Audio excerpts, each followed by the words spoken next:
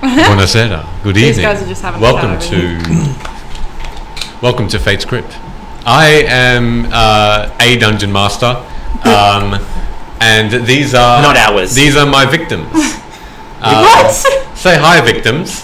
Hi, victims. Hey. Blink twice if you need help. Welcome to episode 52, and I'll just prelude this with a storm is coming. Literally. Sounds very ominous. It Literally, does. a storm is coming. Literally, just outside our lovely home, which happens every, if there is a day in the week in this town where a storm occurs, it's a Tuesday when we stream. So if we go out, You guys are apologies. so close. We'll just continue playing and Yeah. have a good evening. But stick around until such storm breaks us apart. Maybe we have the Storm King's blessings. You can actually never tear us apart. Okay. Good to know. Okay. I'm going to be rather embarrassing Please. and go get my equipment because it's not in front of me. Oh, fantastic. Can you get the special gift that I have from the third drawer in the kitchen? Yes. Yeah, I can actually. I'm going to hand that. I want to give that to you, 2%. Yes. Okay, So good. pass it Alright, under the Secret table. Santa. Don't know what's Can you happening. make my bottle of wine as well? Yes, I can do that. I am not doing this for myself. I'm doing this We for are super. That's fair. So we've got all the preparations done. I will. Also, NVCD just gifted a subscription to Jordan. So yeah. thank you so much, NVCD. Well, thank you. On that note, first shout out is going to be to this guy, formerly known as Couch Goblin. His name is Jordan, and you're here in front of the camera. Yeah. Welcome. How you feeling? I'm feeling good. I'm expanding the vocabulary past screeching in the background. The learning will be slow, but it will be done. But welcome. I see you also have some sort of name in front of you, which is interesting. But we might get to that a bit later. We decided that we hated Barclays. Got it. I figured that out a while ago, though. So let me just. No, this way. No, that way. Okay, we're good. So that's the first shout out. Welcome, Jordan. Who would like to go next with their shout Clap, outs? please. Clap. Welcome. Okay, next. Yeah. So we have such an awesome community on Twitter, and if you are one of those amazing people that follow us there, we've just made a TikTok. So I know, right? I heard about this 3 seconds ago. Yeah. So if you want to follow us, it's Fates. So it's at It's Fates Grip on TikTok. You recognize the logo. We are very, very, very recent account. We have no TikToks yet. We have no TikTok. So if you want to help us create our content while you're watching the stream, you'll see a little thing for do a little dance. No, don't tell them that. Why? If you could make the Couch Goblin dance, he has never done so. I have once before. Oh. As Good. Dej.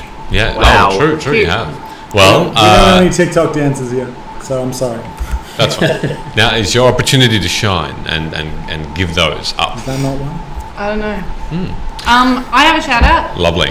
And I'll have another one when Ben comes back. But Meebles and Dragons, our friends at Meebles and Dragons, thank you so much for your support. These guys are fantastic and they trust us enough to give away glass. So we will do so at the midway break. If you have entered so far, thank you. Monk glass, best class, best glass. That's all I have to say. Awesome. Well, good luck with the Went really entries. well. Hopefully you are the lucky winner of this amazing prize, which we might do again. Ben, do you have my thing? I do.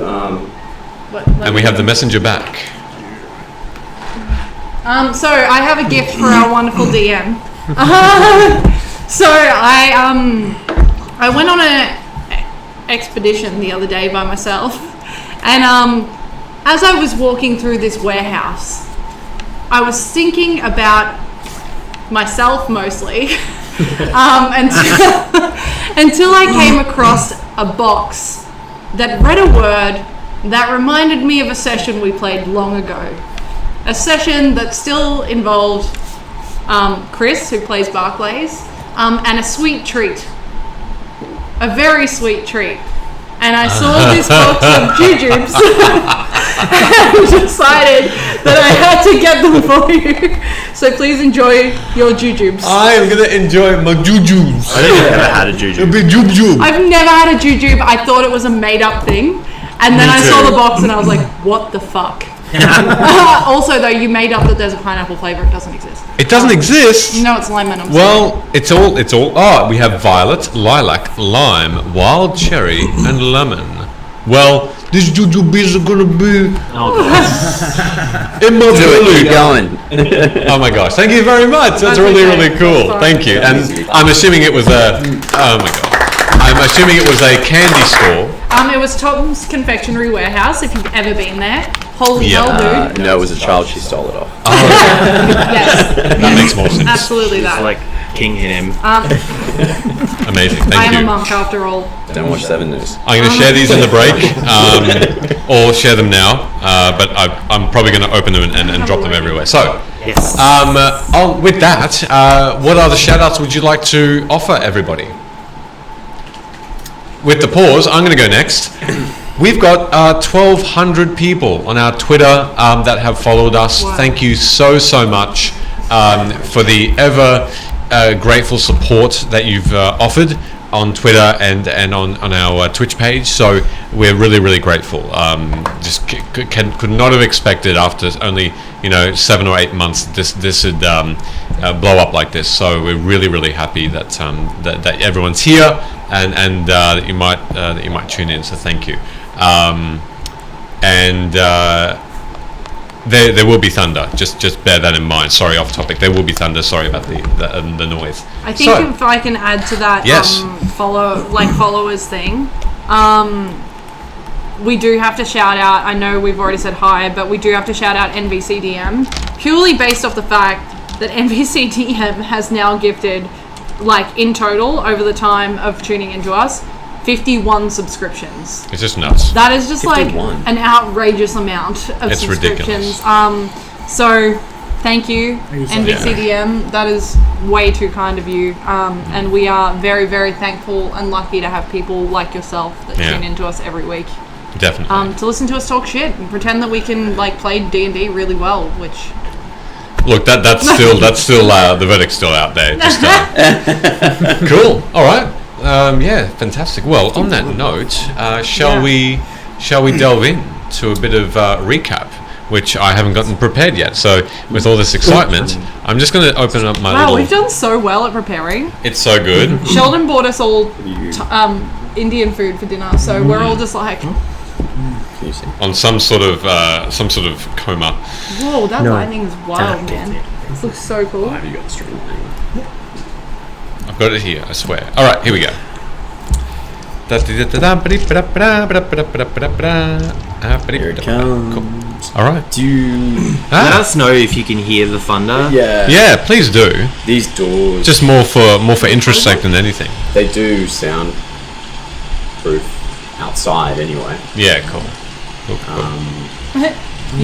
You will have to stand. It is quite to hot do though as well, so Well, that's right. There is a balance between heat Maybe and close it halfway. leave it for now and then we'll No, Is that what we want to do? sit down. Sit down. I don't know. Sit down. Suggestions. All right. Oh, well, the rain is the music. Thank you for it is the music. commenting, Yeah. Scrappy de Goblin. Yep. Also, Scrappy de Goblin, welcome. Welcome. Yeah, I've not heard that Hey. before. Thank you for joining. Yeah, absolutely. All right. Well, let's recap on the last session. So, last you left off in the Underdark. You found the matron mother entrapped, performing the bidding of the servant of Duiblex. You fought it, the drow's powers inflicting necrotic wounds, the great green blob slamming down with its form on Gunnar, retaliation from all of you whittling down its strength, and with arrow, staff and spell, you broke it, sending pieces flying and ending the immediate threat of the Archdevil of Pestilence. The battle of words was in some parts more dangerous, as you slowly convinced a freed drow queen to stand side by side with you in a greater battle to come. You learned that the spread of the Red Death was still threatening Corvair, but the source had been stopped. Only a piece of Duoblex himself, taken from him by force and blessed, will truly stop the spread in its tracks. After the battle, you took to the skies in the airship Barclays offered, and swiftly travelled back to Pilas Tower, but without Melestra. During the week-long journey, you spoke, laughed, and reminisced before bidding farewell to Barclays again. But with a gift.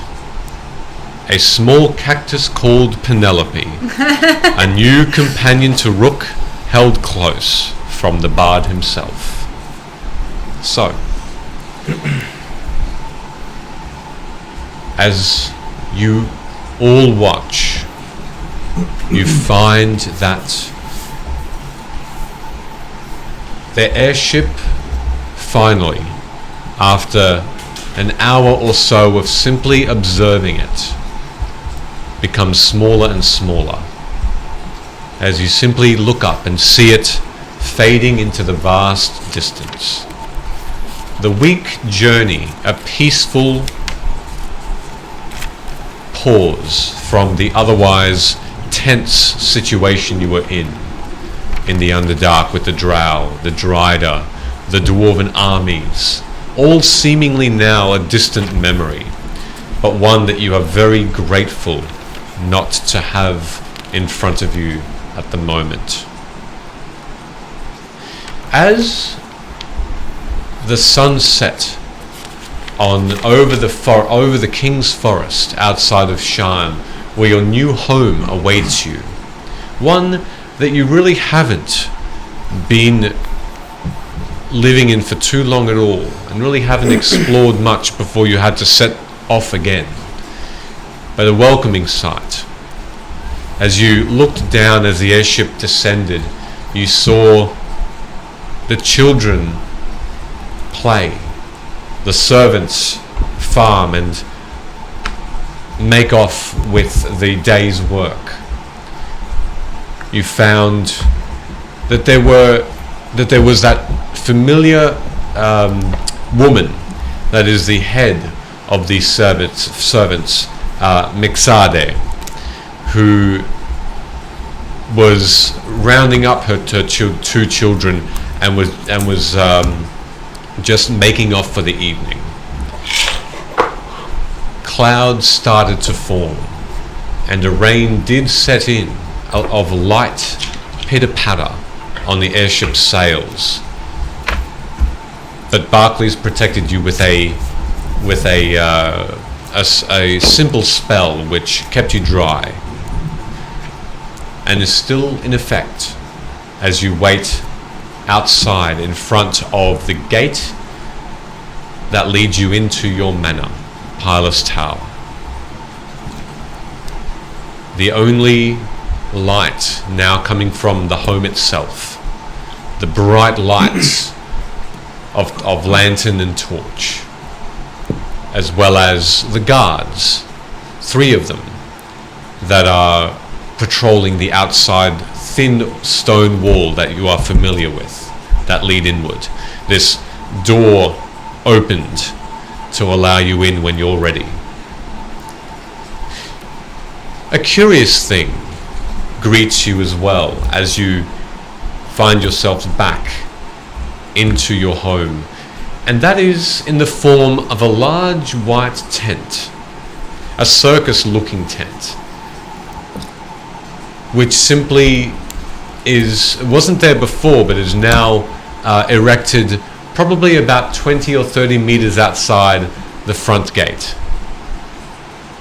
There's a sort of a opening that's closed at the moment of this tarp that has light coming from inside, but so far no one has emerged from it.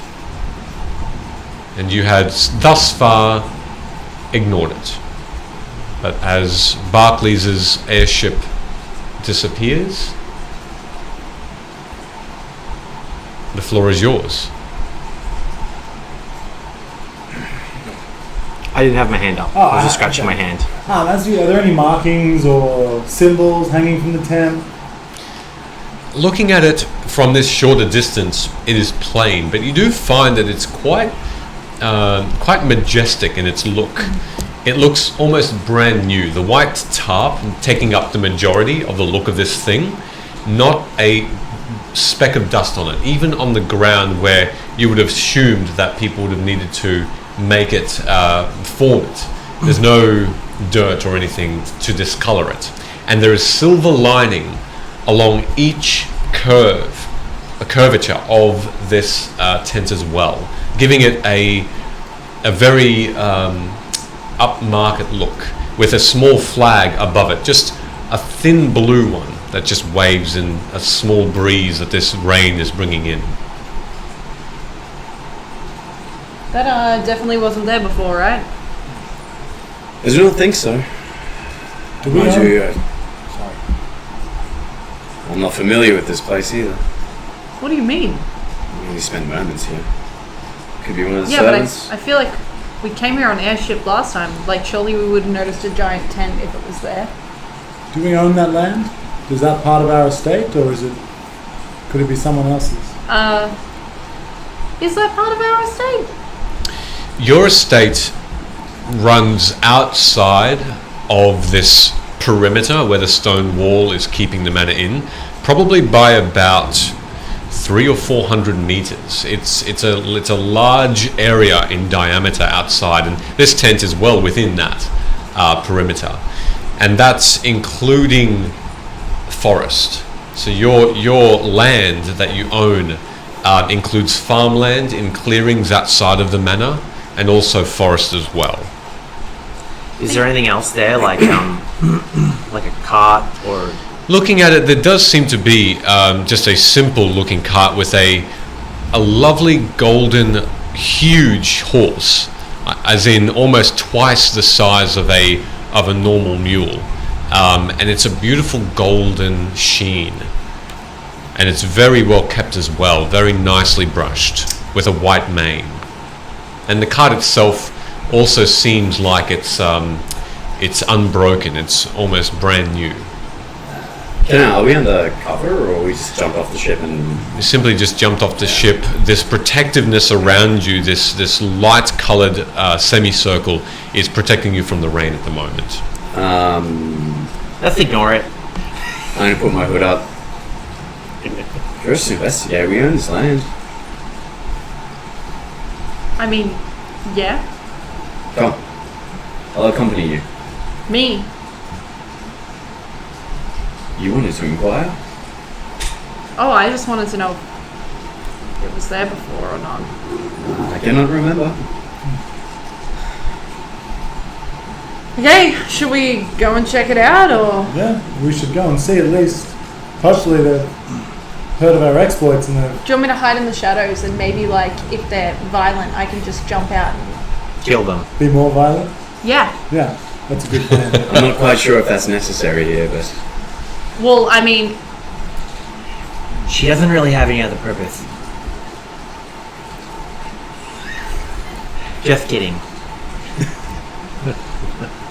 last time, people entered my land and they didn't belong, they killed everyone that I care about, so... Yeah, that's fair. She'd be a little untrusting of strangers on your land. Yeah, so thank you for being really insensitive, Gunnar. It was You're welcome. a great trip down memory lane. That's okay.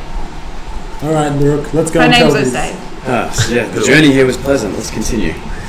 Let's go tell these strangers to get off our land. Or pay us. Or pay us. All right. So you're all walking together. Osei is with you, and she's... Making my way. Did we have a long rest on the... You absolutely ship? did. Yeah, you certainly Because I didn't. long rested. You certainly didn't stay up for a We week. went to level 12 as well, right? You did not. No. I did. Only Okay. Gunnar. So as you walk, you see, however, that this, now that the airship has disappeared, you are starting to get rained on a little bit, and you are trying to shield your way through via some of the trees that are around you. But you start to get a little bit a little bit wet as you continue your way forward, and it's not long before you get to the just outside of this opening to this tent. You can see a bit closer now that you can see the ropes very taut and strong, keeping this tent in place. Probably about 20 of them around the outside. A good 5 inches in diameter. They're strong rope. And you hear this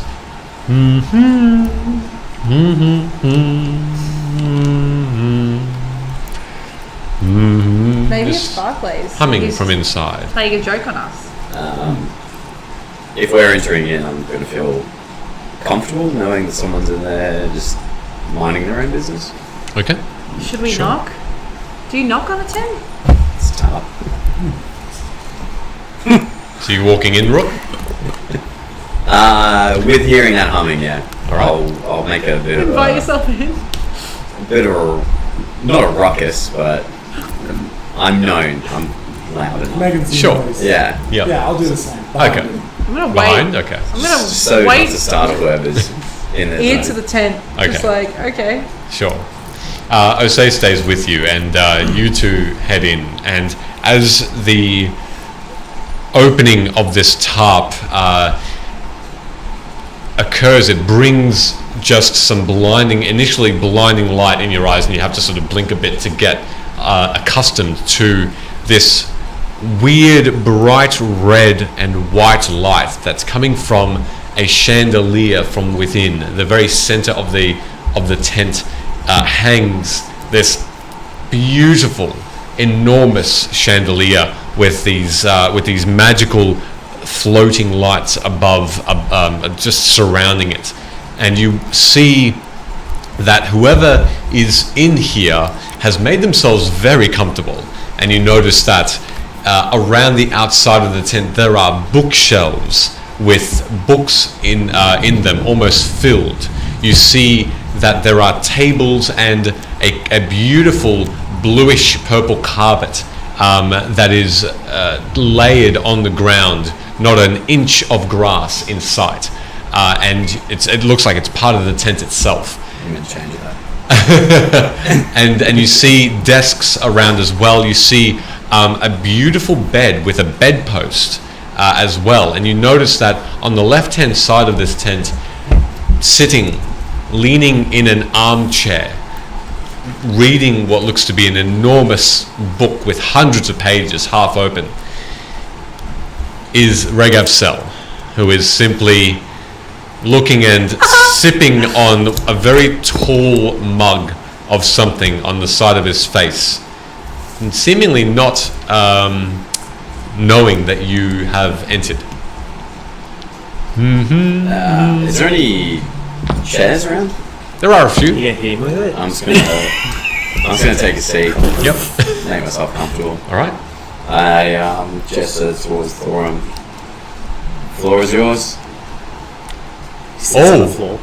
He at that he sort of looks up, and you can see he's got these rectangular spectacles on, and he takes them off and look and squints.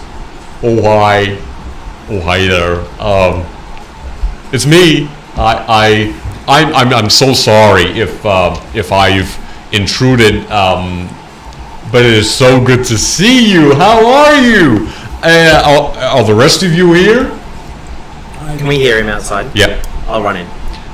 Gunner! Just who I wanted to see, Gunner! actually. Yeah. Likewise! I will casually walk in and just be like, Oh, Mror! What? And he does exactly, he just mirrors it. And enthusiastically. Oh, and Osei follows suit. Osei! Oh, it's so lovely to see everyone in one piece. Oh, I could cry. It's fantastic. Why are you camping outside the gates? You could have made yourself comfortable inside. No, don't be ridiculous. I didn't want to intrude. I knew you weren't here, and I just wanted to hang out outside until you came back. Hopefully you did come back, and now you're here. and I'm really, really pleased. I just came by to have a visit. I'm on my way further east to Zilargo, and I just wanted to stop by. I've been here a couple of days. Where did you come from? Sharn. Aren't we further east of Sharn? Then. Oh yeah, let me explain it. He from the side you can see a little chest next to his chair, and he opens it up and takes out what looks to be a piece of long parchment. He opens it up immediately and sort of almost shoves it in your face with his large blue finger. He points. Okay, so here is Sharn, and he does point a little bit more towards there, sort of down further west. Okay, and then I've come up this way up the Dagger River, and then sort of northeast, more like it, and then this way, and I'm going further, and I'm going to go into the Gnome Land. Cool. So how have you been? What's been going on? A lot. How much time do you have? Oh, I don't have to. My trip isn't that that imperative. It's just more of a diplomatic thing, trade and what have you. So I've got some time. Frizo's dead. We killed him. At that, he just immediately goes a little He bit attacked us pale. first. He turned into a dragon and tried to kill us. He was a traitor. He sits down immediately and sort of takes a moment, pauses, but then puts both of his enormous hands into his face. We think he was corrupted by Tiamat. Yeah, he said that. He said that. Yeah, he said it sounds like maybe she had her claws in him. Not physically. That was a metaphor. He also tried to kill Molestra, but she's alive. He succeeded in killing Ilse though. And then Law's brought her back to life. And then sent us to help the Drow Queen, which we did, and freed her from an oblex. We freed her from Loth as well. Well, yeah. I'm not sure I believe that yet, but we made efforts. Is there saying in the tent? What's that? Is there saying in the tent? Yeah, she is. She's coming. She's sort of just keeping silent at the moment. Well, wow. I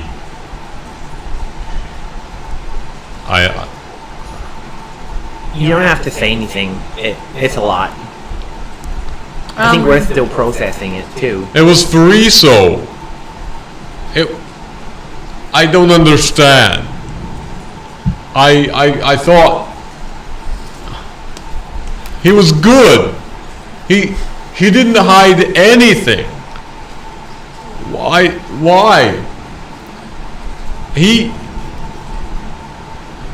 He's helped Sharn so much. How familiar are you with this man? Personally? Very.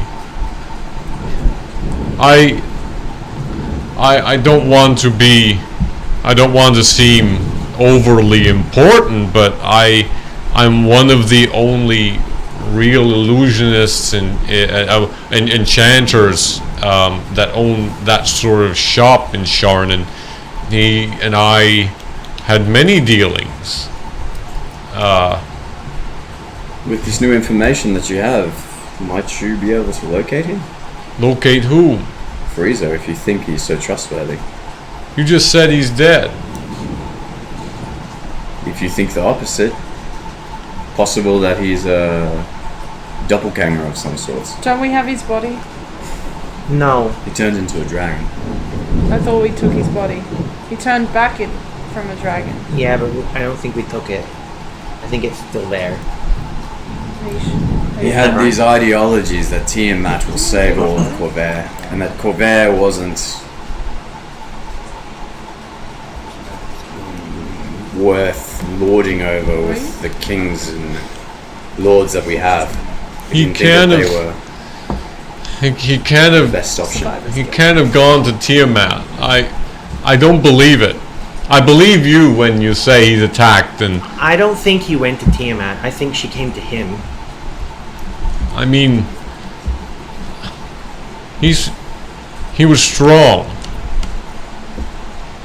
He would have prepared for that sort of attack. That sort of. It sounds like it wasn't an attack. It sounds like she convinced him. He's one of the most strong-willed people I knew. Strong-willed. How could Strong-willed maybe, but easily manipulated with the promise of more power. He didn't seem to want the power. He said it was necessary to save everything. I think he seemed to want the power. When he kind of like grew in front of our eyes and turned into a dragon, that seemed like someone who was hungry for power. Hungry to show that they had power and hungry to convince us that we would want the same. I took it as he was demonstrating the power that Tiamat had given him to convince us it was necessary. But, I mean, it didn't seem like he knew what he was doing. He betrayed the king. He knew exactly what he was doing. And then he stood there and he fought all of us and he tried to kill one of us, if not all of us. I think he knew exactly what he was doing and he knew that he hurt us. He admitted everything. He told us he killed that woman that won that auction, killed whatever Barclay's stupid friend name was. What was that guy's name? Fuck, Bavolo. He was Bavolo, that's right. Fuck that guy. Oh yeah, Bavolo's dead. Killed Bavolo. Sent the Warforged places as well. He also killed Bavy. He killed Bavy. He killed countless people for his own gain. He's not a good person. And he convinced all of us otherwise. I don't mean he he's good. I'm not targeting you, Gunnar. He lied to all of us. How do you think the people of Shan will take this news? You seem most aggrieved. they will all grieve. He touched many there. He helped so many. Perhaps then we should keep this news to ourselves for now. On the brink of war and with disease in the north, it would not be good to broadcast the weakness of Shan. It will crush their morale as well. No. We've defeated him now. It does us no good to tarnish his reputation. His reputation must live, and he sort of gets back up again, and you can see that his very, very common and usual stance of a relaxed furbolg has turned into something that's almost imposing and defiant as he lifts his chin up. This is not right.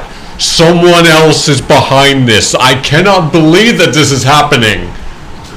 Well, maybe that can be your mission in this, to find out. You bet it will be. I'll make sure that whoever is caused this is brought to justice.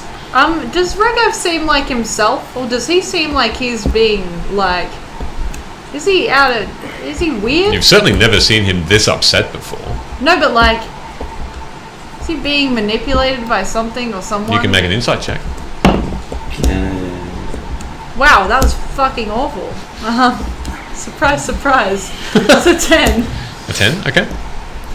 He's just, to you, he just seems rightly upset. That's so far as to what he's been saying. Okay. Regav, steal yourself from these emotions for a moment. You're with amongst friends. He sort of sits back down slowly. Bad dog. I'm sorry. It's just a shock. There's been much manipulation here in regards to Tiamat. Where do you travel to? I traveled to Korenberg. Why? They have the great library there. I was going to, and he sort of points to his books on his shelves. I was going to trade books. On whose orders? My own. It's just a trade trip. Do you know anything of King Bromanel? I King Boronel is king of Sharn. Sorry, I couldn't help it. Barnell. That's what Does I he still said. reside there, or has he moved on? He's still in Sharn. Have you heard from him? I looked at Gunnar. Not directly, He's alive? as far as I Who's can alive? tell. King. Oh, What It's just about the interesting. armies? You contact someone, you expect a response, you know? yeah, I actually sent him a message, and he never replied. What about the armies he was mustering? Have they marched north to fight the Lord of Blades? There, from what I hear, and I'm not privy to military tactics too much, but the rumor is that they are harrying them and are slowing them down. But not just them. The druids and elves of the Eldine Reaches are slowing them as well. They've brought on the beasts and the trees to aid them in trying to stop him. What did you say? Sorry, did you say something? No, I gestured to look at you, knowing that King Boronel didn't reply to you. He's apparently in Sharn doing his own thing. He may have just been busy with his own army, trying to make sure. Too busy to hear that Farizo was a betrayer? Question. New Sire is governed by King Boronel.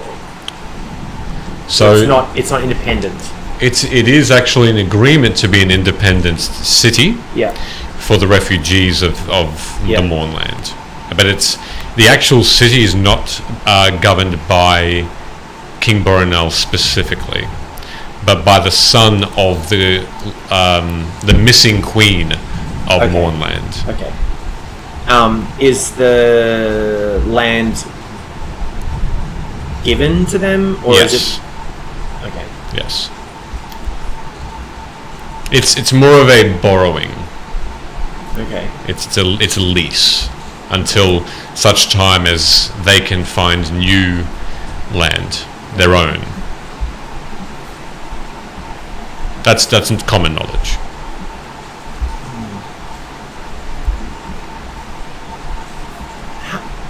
What are your thoughts on King Boronel?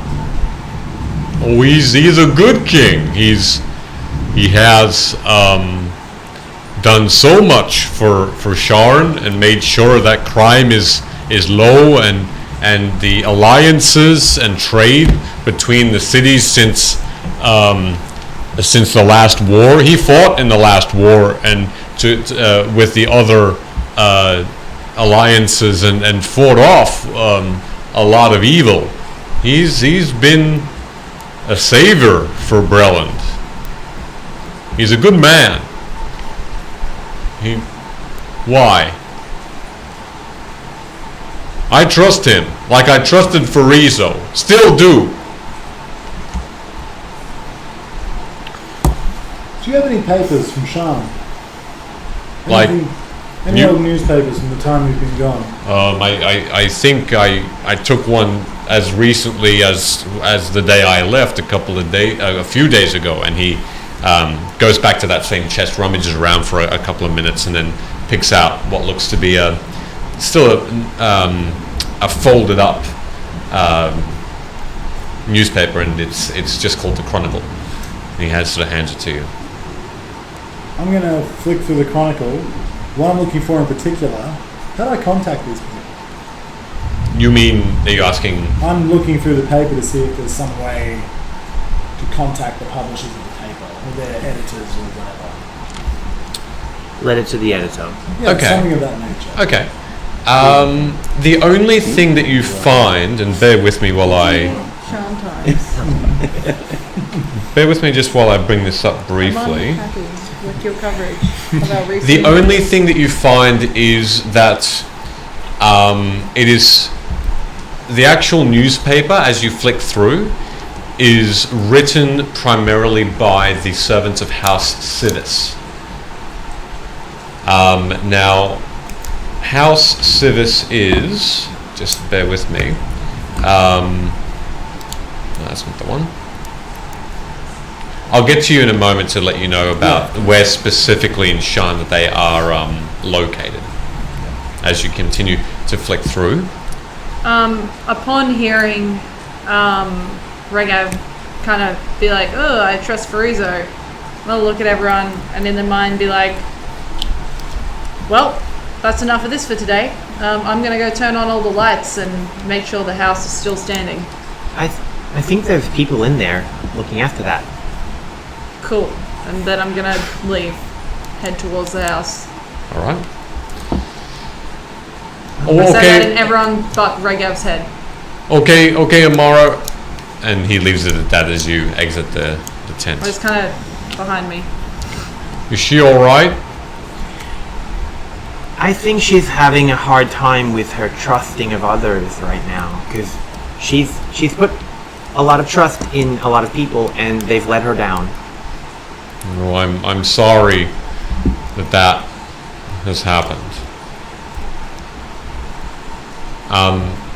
Thorum, you know that House Civis have their enclave in the middle central district of Shan, specifically in what is called the Dragon Towers. And that's where you would imagine they would be housed. After a short while, I fold up the paper and tuck it under my arm. Do you mind if I take this with me? Oh, please, it was a couple of copper pieces. I'm going to clap Regav on the shoulder and say, it was good to see you, but you shouldn't sleep out here.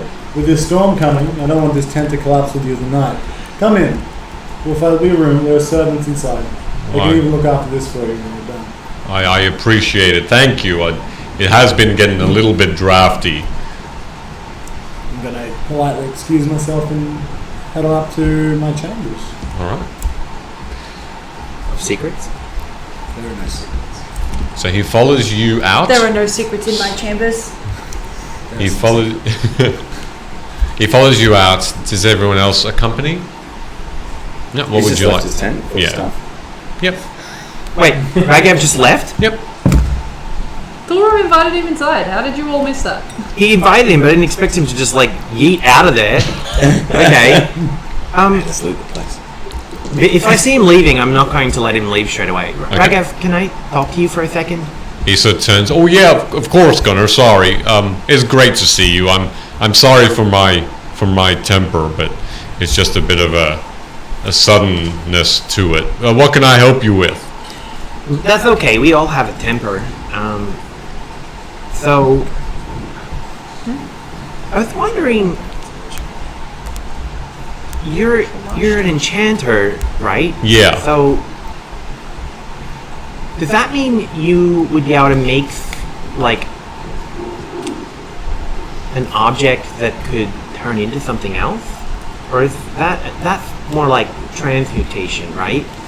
Yeah, the school of magic specifically that I can do is enchanting, but I've dabbled. I can certainly give something a good crack. And do you know how to? Well, I want to grow a tree.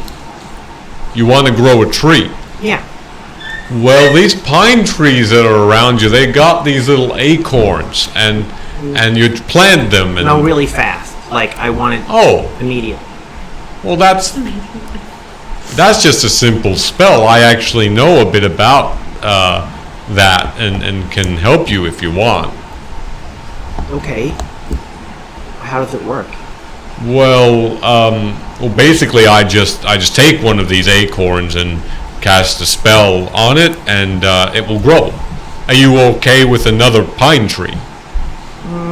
I was kind of hoping for something a little bit nicer, like I don't know. One of those jacaranders.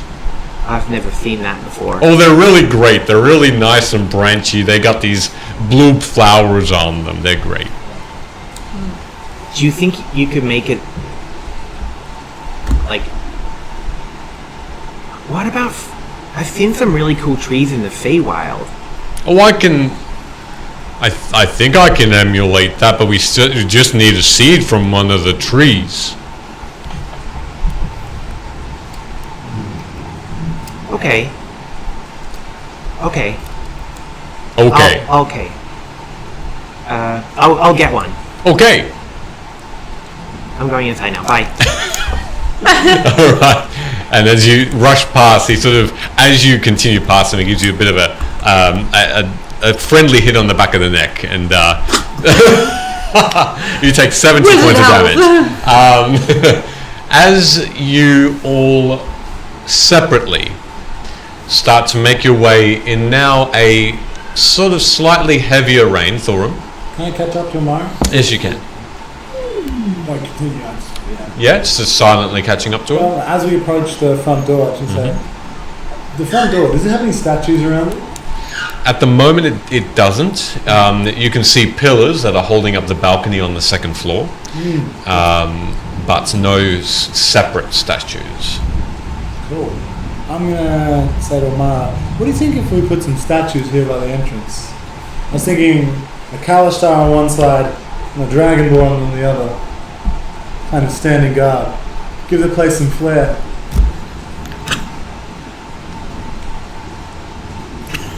I have that exact reaction on my face. So there I go. I think if we do that, we should make sure that our eyebrows are really prominent. Yes. Yes, that sounds good. Keeping with the brand. Yes. Yeah. Why? I just think this place is not quite our own yet. That would be cool. Besides, kings will visit this place. They will? They will soon. They will one day. I don't know if we want that. Perhaps not. Yeah, I'm not against it. Would it be cool if, Are you guys still sitting in the doorway? They're still on their way forward, slowly. would it be cool if we did that? It would kind of be cool to capture like one of my mentors instead of myself. Yes, of course. I think that would be sweet. That would be like a nice little thing, I guess. 5 statues. One that represents each of us. Yeah, okay. Yeah. Something that makes the place our own. Okay. I'm gonna see if I can do something with my room as well. Wouldn't mind having like a little meditation set up in there. Are you saying that out loud? Yeah. Okay. At the front door, which is open, Mixade, this human female who is the, I guess, head servant of. Could everyone please hydrate? Oh, thank you. Except for me, who has Michele. no drink. So. I actually have a drink this evening. No, absolutely fucking not. She's just leaning on the front door, which is open, sort of nibbling on the one side of a corn stalk, sort of just like a little piece, and she's sort of nibbling at it as she's looking out towards you all coming in separately, and she overhears you saying that, and she says, "Well, it's already been taken care of. It's By who? well, but by the servants." How did they know? Well, when Regav came over, he gave us a little bit of insight. So, hope it's to your liking. If it's not, we can change it up. Okay. So we're hearing an Australian accent suddenly out of you. It's like when you have like an Australian in a movie and it's like, oh. Jarring. As well as that, I've got someone else that was hoping to have a chat to you before you headed in for the night. I'm wondering if you guys wouldn't mind just meeting them. Are we all here? Yep, you've all sort of come to the front now and have overheard this. Who is it? Look, I'd say he's like a Warforged, but not really. He's Nah, don't want to meet him. no, he seems friendly enough. Didn't mention the Lord of Blades, did they? No, Okay. he didn't really talk a lot. Maybe he just wants to save his breath. What if he's an assassin? Well, if he is, I got to apologise, but he didn't seem to have any particulars on him that might seem threatening. Where is he? Just in the main dining. You let him straight in? That's weird. I guess I've only met you really recently, so. How long has this person been here? Just a couple of hours. A couple of hours? That's not very hospitable. But no, we've tried to give him refreshments and stuff, but Warforged, they don't really eat much. I don't really know Warforged. I've only ever been one once. In future, thank you for your efforts. In future, please don't let anybody strange into the house. That's definitely something I'll keep in mind. Yeah, of course. If I just let a random Warforged into your house, I'm sure you'd probably be a little unsettled. We're probably free sometime. Kind of looks at a non-existent watch on his wrist. What's a Maybe like on Tuesday next week. Maybe you could tell him to come back then. I can if you want. Gunnar, don't be a pest. Let's just meet this person and then I'm sleeping. Okay, well he's inside, and she. Did you get his name? No. Okay. You let someone in and you didn't even ask their name? By honest heart, and I just leave straight into the. What's your name again? Mixade. How long have you worked here? Oh, it's probably been a good 5 years now. Imagine Okay. if the king was here and it wasn't us. Oh no, I know what he wants. He wants of us. I just didn't know what you wanted. More. It will happen, I swear. And please don't. I've got children. Please. That's not our problem. Let's go meet him. So Something the ground big. are gonna kill us. Yeah. Right? I give her a reassuring touch on the arms I go past, and a nod. It's fine. It's fine. Okay. Well, as the first thing you see as you enter these double doors is the dining room. The layout of the home starting to become a bit more familiar to you, seeing it once before briefly for an evening before you were swiftly led off by Farisa, you recall, via a teleportation circle. But in front of you, this large dining table is actually very well set out with an evening meal. There's beautiful smells of a recently roasted pig with vegetables on different plates, fruits very fresh, in different colors and vibrances around as well. Biscuits, baked goods on the outside of the table as well, with 10 chairs on the long sides, on either of the long sides, and 2 on the far ends of this table. Very well laid out with cutlery and a deep blue tablecloth. And sitting in one of the chairs, simply looking down and observing the feast in front of it. Could you describe what you look like, please? Hey!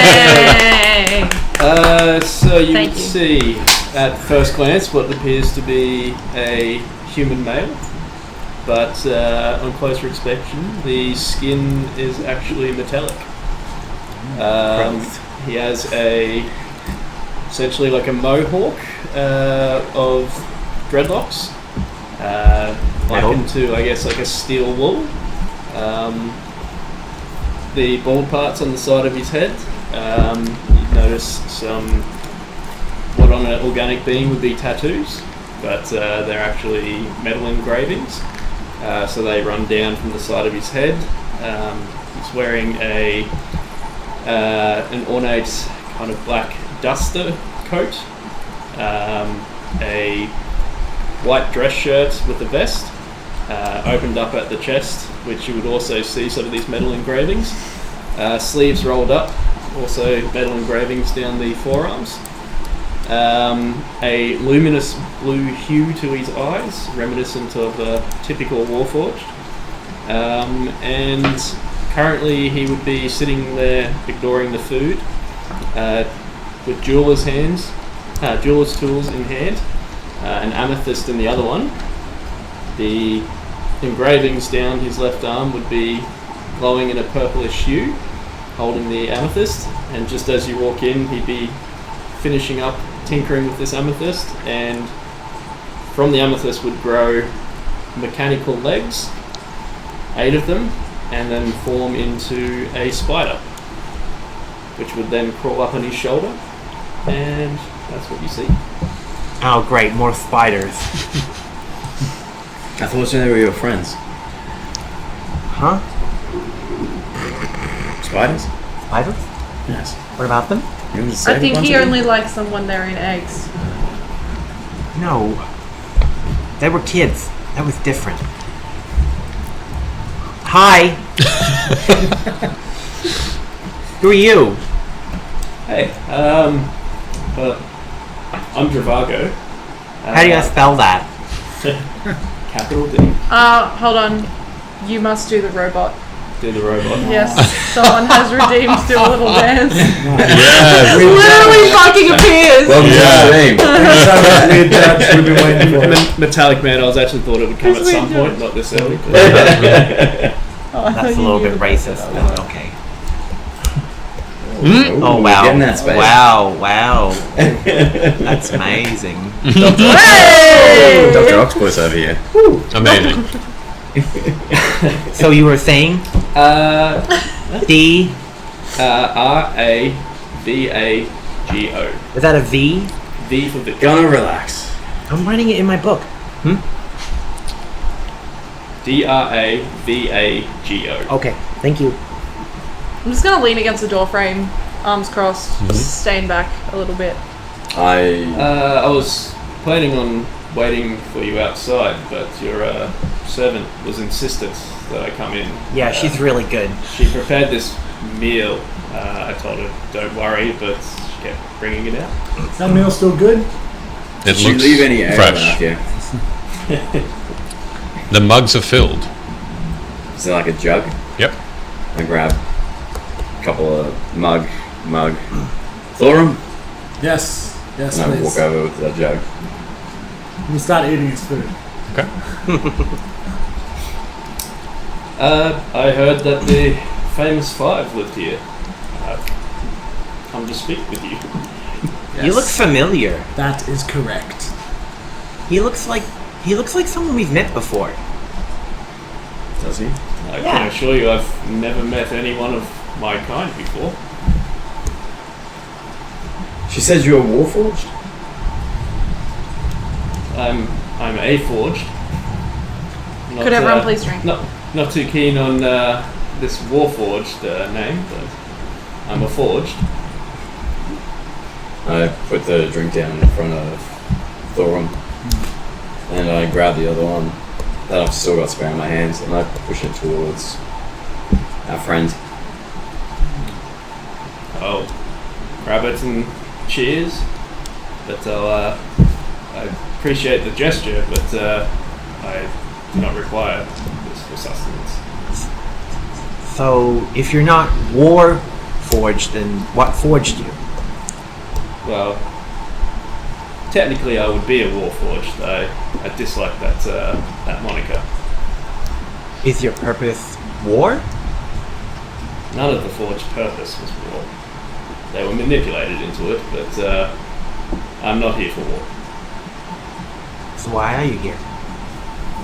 I hear rumours that you are going to investigate the Lord of Blades. I'd like to offer my services in this endeavour.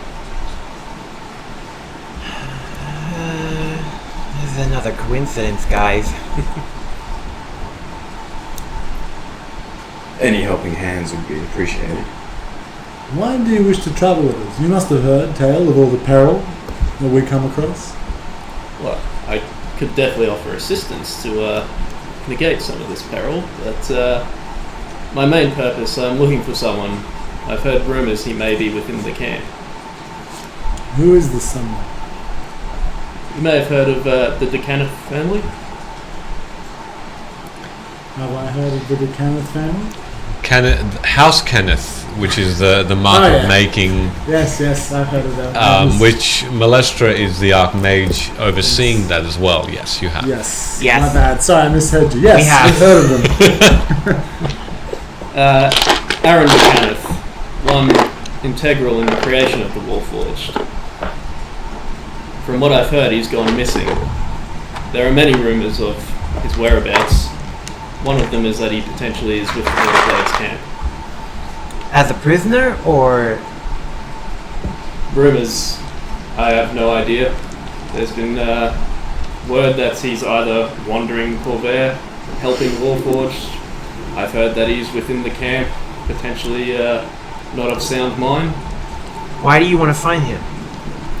He has ties to my mother. Your mother? She sent me here to your world, and I'm trying to find ties to her past. What do you mean, your world? I've not been in Everon long. It confuses me that you people haven't heard of other worlds. What other worlds? But where I'm from, people from all different existences, planes, can mingle freely. There are some on our world who are aware of that. My order stands guard and has the power to banish those who visit from other realms and are unwelcome here. Which realms are these? We do not usually start relations with those places. Tiamat, demons, gods, all manners of evil come from different planes of existence. The gods don't exist where I'm from. It's another confusing topic for me. Where are you from? The city I lived in was Sigil. It sits above the tall spire in the Outlands. Yeah, is that the whole world? The Outland? Is this Outlands the world you're from? The Outlands is the plane. The plane. Some claim it is the center of the multiverse, but Have I heard of this before? Make an Arcana check. While this is going on and listening to his story, can I make any kind of check to understand whether or not Victor's spoken about a Warforged or a Forged that looks familiar to what this is apparently? In your travels, he's not mentioned anything about this particular looking Warforged, which does certainly look different. Almost to the point of human, apart from the very subtle evidences of joints, metallic joints, and hidden under what looks to be synthetics. Very, very, if anything, it would look very advanced form of, it's like if a Warforged had skin on it. Yeah. But the skin is alive. It's not just a cloak. It's its own organ. It's very different. But no, he hasn't mentioned anything. In this conversation, I'm just looking like squinting, intently listening, just like, Sure. What'd you roll? wanting to learn more.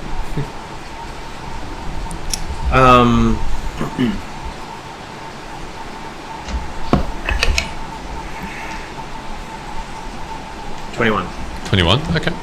That's using my Psi Yep. talent die. Sure. Thinking back to any idea outside of your normal understanding of the elemental planes, you first of all you discover that there really wouldn't be any. It wouldn't really be anything outlandish if there were other places that were a bit more of an unknown, since the elemental plane of fire or the elemental plane of air, which Barclay's talked to you about, are very real. You've heard of the city of Sigil, but you haven't heard of the place called the Outlands, which is a weird thing. But Sigil as a city is famous in its rumors for having an almost a 360 degree shape. It's almost like an endless cylinder of buildings. Wait, this world is round? I'm joking. On the inside. Technically, On the it's a inside. torus On the inside, is the shape. which is always changing. A hollow donut. That's right, like a hollow donut. Exactly right. It's always ever ending. It's never ending, changing in its buildings, being torn down and rebuilt. But that's all you figure. That's all you remember reading about. So just to confirm, it's a cylinder, Yep. not a ring. Yep. Yeah, it's a hollow donut. So imagine So a donut ring. And you hollowed live- out the cities inside. And you live Like a inside. halo ring. Yeah. Correct. Correct. Alright.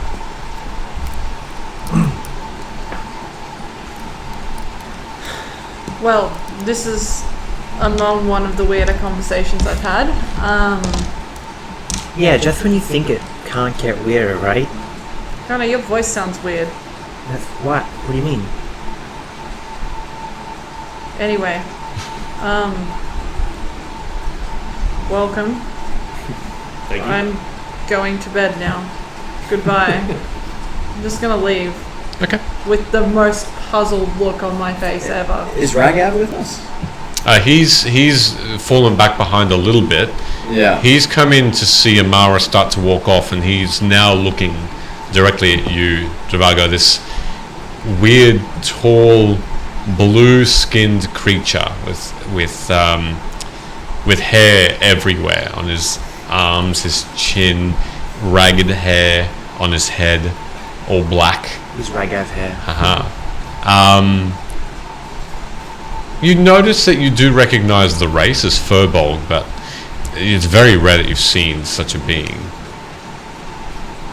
Oh, hi, I'm Regav Sel. Pleasure to meet you. I'll reach up to shake his hand. This large hand embraces yours and gives you a 1, 2, and 3 shakes and then lets go. Oh, well, it's been some time since I've seen one of your kind. It's a bit unheard of here, but you are welcome. I appreciate the hospitality.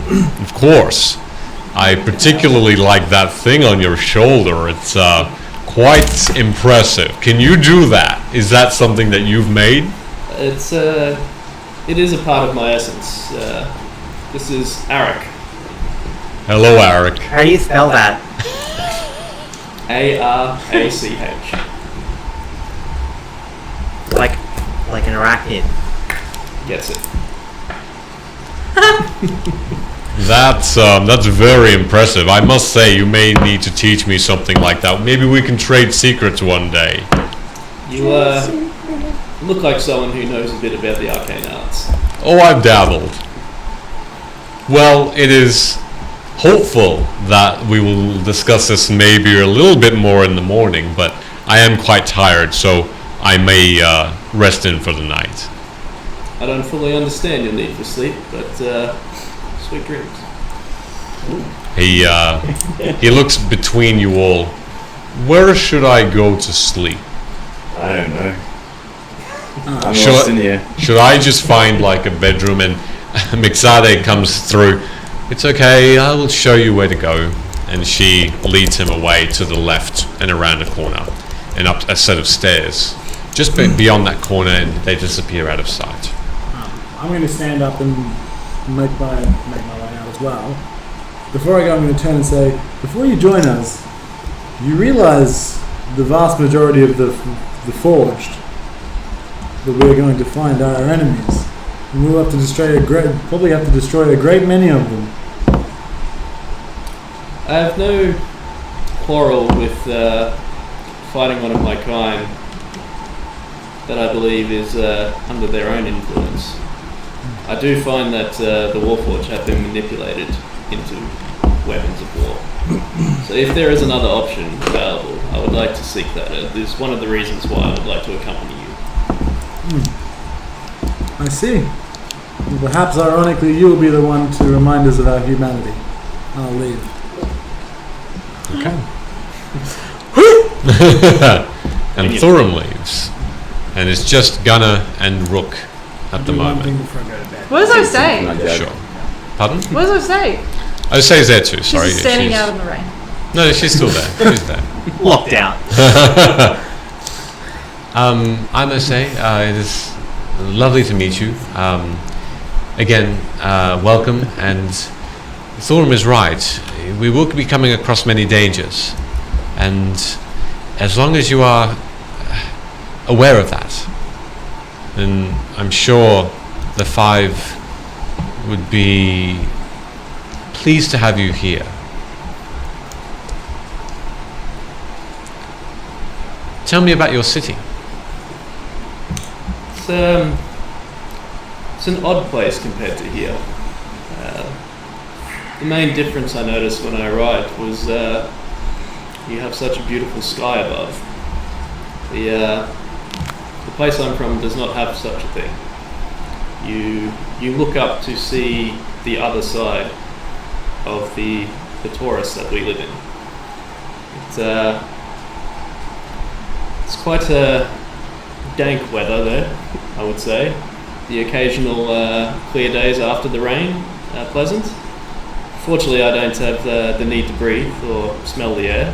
It's quite putrid at times from what I've been told. But it is an interesting place where people from all types of planes and lives will come together, and there is no war. I wouldn't say there's no crime, but no large-scale conflicts. There's interesting beings that maintain the city. I found them quite interesting. The Davis, they call themselves. I actually took a lot of knowledge from them of their ability to break things down and reuse the parts.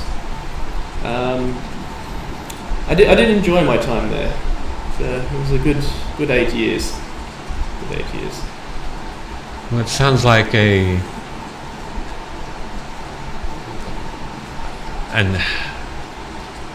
odd place, but one that is peaceful for the majority, as long as you don't get yourself into any trouble. Perhaps less conflict than here, at least. It seems like this place might be more chaotic, but Sigil is not without its dangers. No, I'm sure. You do not want to mess with the governing body, the lady. She can be quite frightful. Oh, well, I will remember that if I ever trade there. How does one get to this place, Sigil? Normally, one would find a portal that would get them there. Your world here seems to be far more difficult. I only know of one person who's been able to make their way there. It's actually the person who created me, my mother. Oh, I believe the Five have come across many portals before. I'm sure that if you do want to return one day, they may be able to offer some assistance. I would hope so. This is potentially one of my goals, but for now I would like to help the Warforged that's dwell in your world. Very well. Well, thank you for that introduction. Pleasure meeting you. And you. Well, you said much about myself. You said much about yourself. Myself, I used to be... This is an odd thing to say, but I used to be an undead creature. In what way? I've met a few that would call themselves undead. Of the vampiric nature. This is a new one to me. Let's just say I have gained skills by being reborn into myself, but have lost some as well. I have a journey in front of me, as I'm sure you do as well, and I hope that we can both reach our goals together. I surely hope so as well. It sounds like an interesting story you have. Perhaps another time. It is quite late. But I'll regale you if you are interested. Another time. I bid you good night, Ravaka. And good night to you. I would just like to quickly shout out Saz the Meeple for resubscribing. Thank you. It is their 7th month. Thank you subscribing. so much, Saz. Much Thank you, appreciated. Saz. Thank you. Saz, if you're interested, at the halfway point, we will be giving away a glass courtesy of Meeples and Dragons. Amazing. And Osei slowly leaves and gives you a bit of a nod in acknowledgement. Says goodnight to both of you as well. Dench! Good night. That's who you look like. Yeah, I've never met this man, He but looks nothing like Dench. he does. I can tell. Isn't he a half? was he Warforged as well? No. I think my It's small the friend eyes. is confused. It's the eyes. His eyes glowed blue, Yes. and he was not Warforged. No. Interesting. I should like to meet this man one day. He was No. a fine man. No. Don't bother. Again, you can see the 5 don't always agree. Also, Every morning we did. why do you call yourselves the 5? You'd have to ask Thorum. It seems to be. Is this Osei one of the 5? I did not hear of her in the stories, the rumors of you. She's considered a companion, I would say. Gunnar? Sorry, what? What's the question? She's a part of that group, yes. She just sort of tags along. She kind of comes and goes. As does Regav. But there was another one. He's got other stuff to do. Barclays was originally a part of the 5, if you knew that name. I have Barclays heard of the this, Viper. but, I only saw the 4 really. Something didn't add up. Yes. He's good with numbers. At that point too, from under the table, a mechanical big cat would stride out and give a bit of a stretch. As How big? cats do. A medium-sized animal, half the size of, I guess, Travago. What is this? This is Meow Meow, one of my companions. Did you name this creature? Yeah, when I made him. Okay. And you're set on that name? No, he can be remade. No, Until then. this one does, Okay. he'll be Meow Meow. It's a creative name. I'm assuming they have cats then in the sigil. That I've, go meow. I've seen cats of different varieties.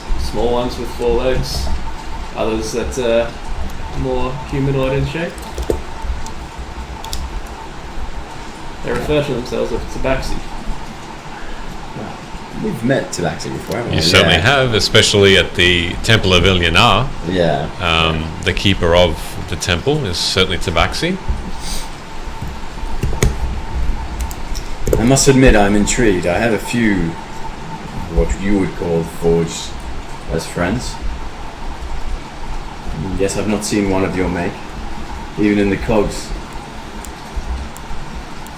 From what I've been told, I was not made here in Neverone, but the materials available were much faster than what was available here when the Warforged were created. The gnome that created me also had a hand in making the Warforged that you know, but she had a lot more material available to her in the sigil than she did here. What's her name? Vi. How do you spell that? VI. Okay. Is that your mom's name? And why the interest in the Lord of Blades then? I think he's also manipulating the Warforged. They are malleable in their early years. I don't think the Warforged would have fought in wars had they been raised like your more traditional organic children. I think given the proper upbringing, many would not have chosen this life. I'd like to save some if I could.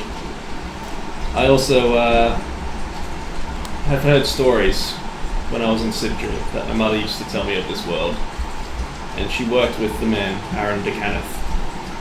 Since being here, I've only heard rumours of his whereabouts, and one of those rumours points towards the Little Blades camp.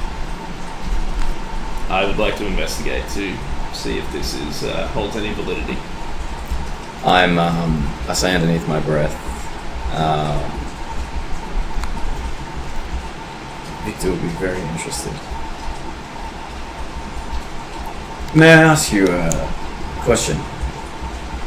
Shoot. Can you taste anything?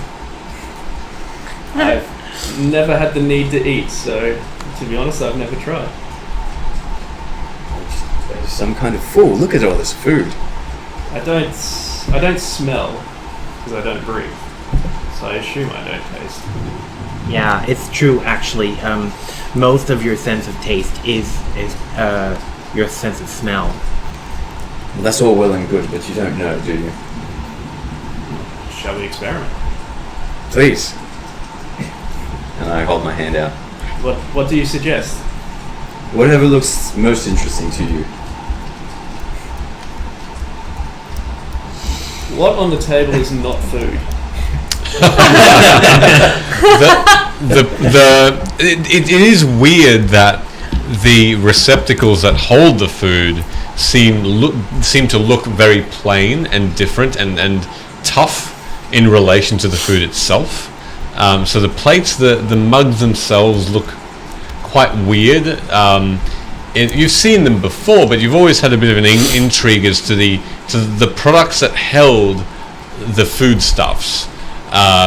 There's the tablecloth. There's the metallic. An interesting point to make is the metallic cutlery, which you know for a fact is made up of you, or you're made up of it. So that's an interesting sort of piece as well. Metal. The Flesh. there are napkins. There are much softer material type of things that look a bit off, a bit more intriguing than the food itself as well. I'll intriguingly peruse the table. Notice some roasted meat on a platter. This looks interesting. Please. I'll approach,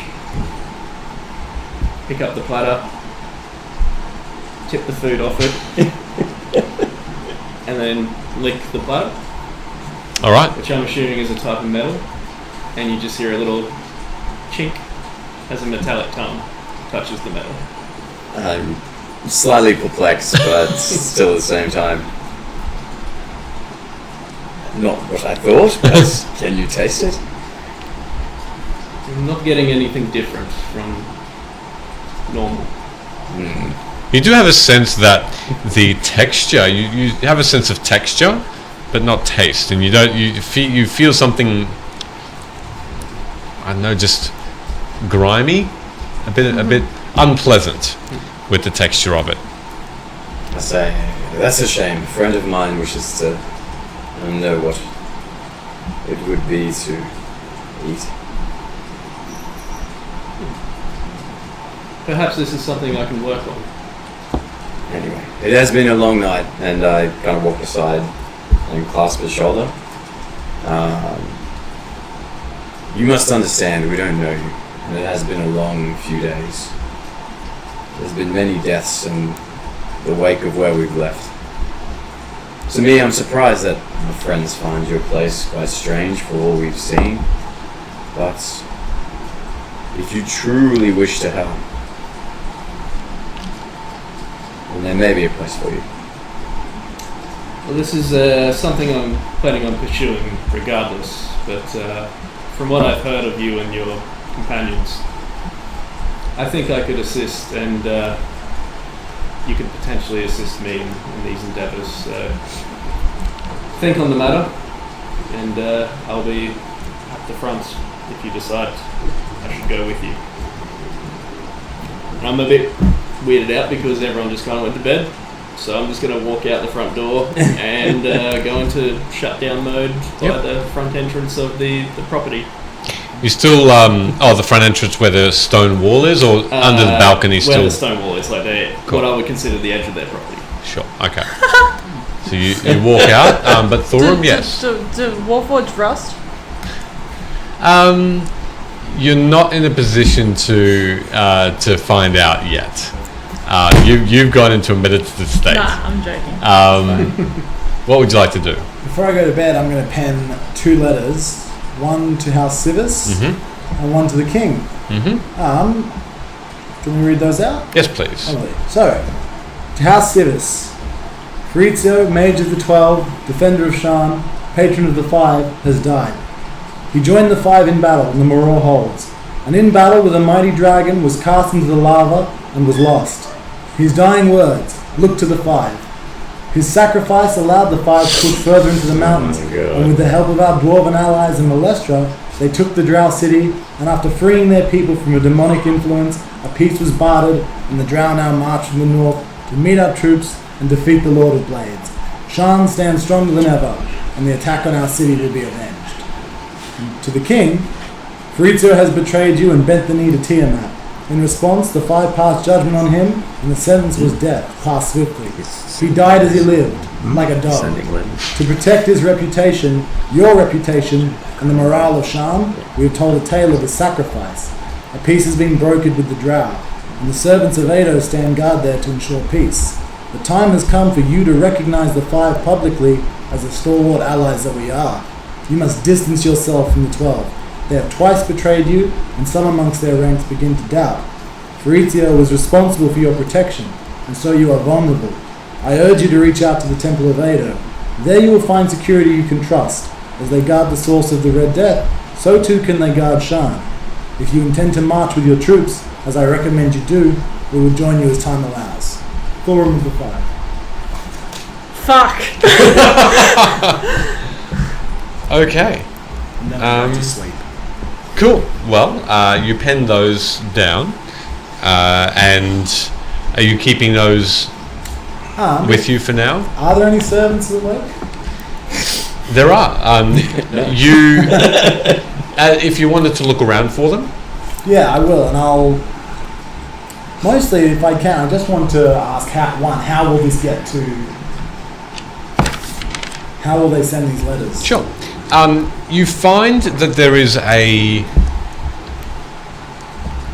servant in this place who introduces herself as Chrysia, and she is a wood elf.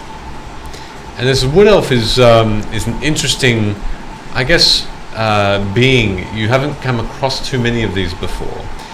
Darker skin, sort of bronze in shade, and almost hunched over, but there is a toughness in her face and in her body, and she's wearing simple tunic and pants, but you can see that there is wisdom behind her eyes, and she appears to be very alert as she takes your pieces of parchment, and she says, these will go to Shan.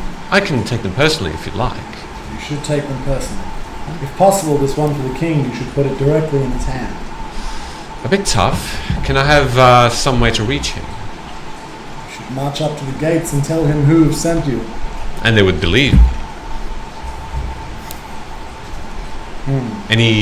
Anything I could offer in proof of the 5 behind me? I only wish for it to go into his hands only, as per your wish.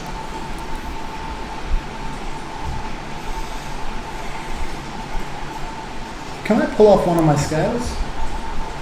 You certainly can. Whoa. Yeah. Well, not in front of everyone, dude. I'm going to pull off one of my scales and give it to her and say, present this, it should be enough. That's a bit gross. I need you to make a strength check first. It is directly equivalent of tearing off your fingernail. It's part of you. So it is. Just make a strength check and just have the will to do it. You have that awkward band-aid the moment where you blood. can't rip it off. That's a 7. A 7. You do rip it off eventually. But you take 7 points of damage as with it comes another 5 scales that seemingly attach to it, and it burns. I give them to her all and I say, here you go. Is this a journey you would normally take on your own? She looks down at the scales, dripping a bit with blood, just focuses on that while she says, yep. Good. Then you will understand the importance when I ask you to take at least 2 trusted companions with you. No, I'll just take Gorth and Zom, that's fine. Okay, good. You must not be waylaid. Tell no one who sent you except for the king. When you get to House Civis, if you can find a way to deliver this letter without it being known that it's from the 5. Okay. Yep, I can do that. An anonymous tip. Sure. Thank you. Go to sleep. Excuse me. This is a bit outside of our normal day-to-day. Do you want to be paid for this? I might need travel expenses and food. Yes. What do you need? Tell me. How much do you need? I mean, from here back to there, and then with food. Don't be frugal with this. Tell me how much you need to really make sure this is done right.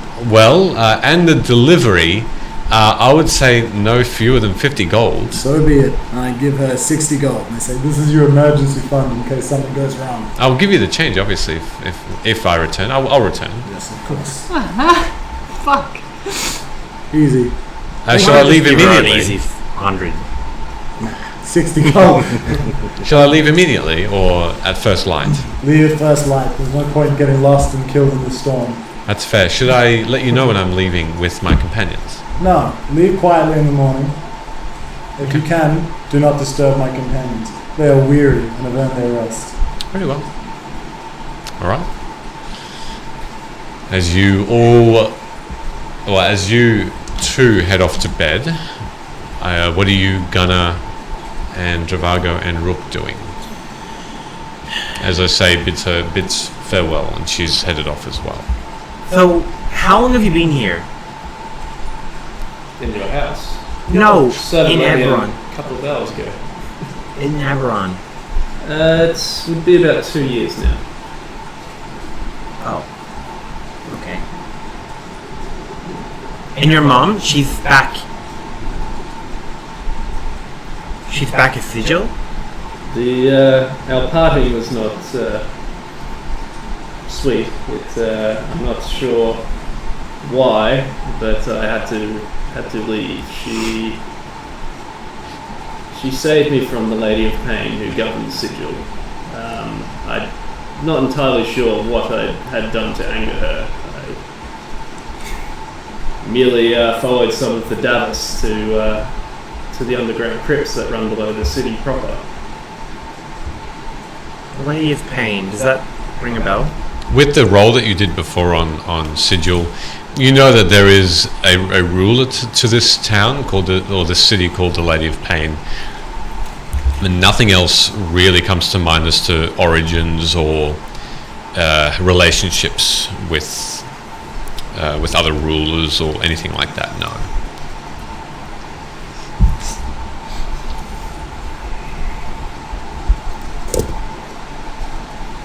What does that do? I'm pointing at the spider. It's a companion, I guess, an extension of myself.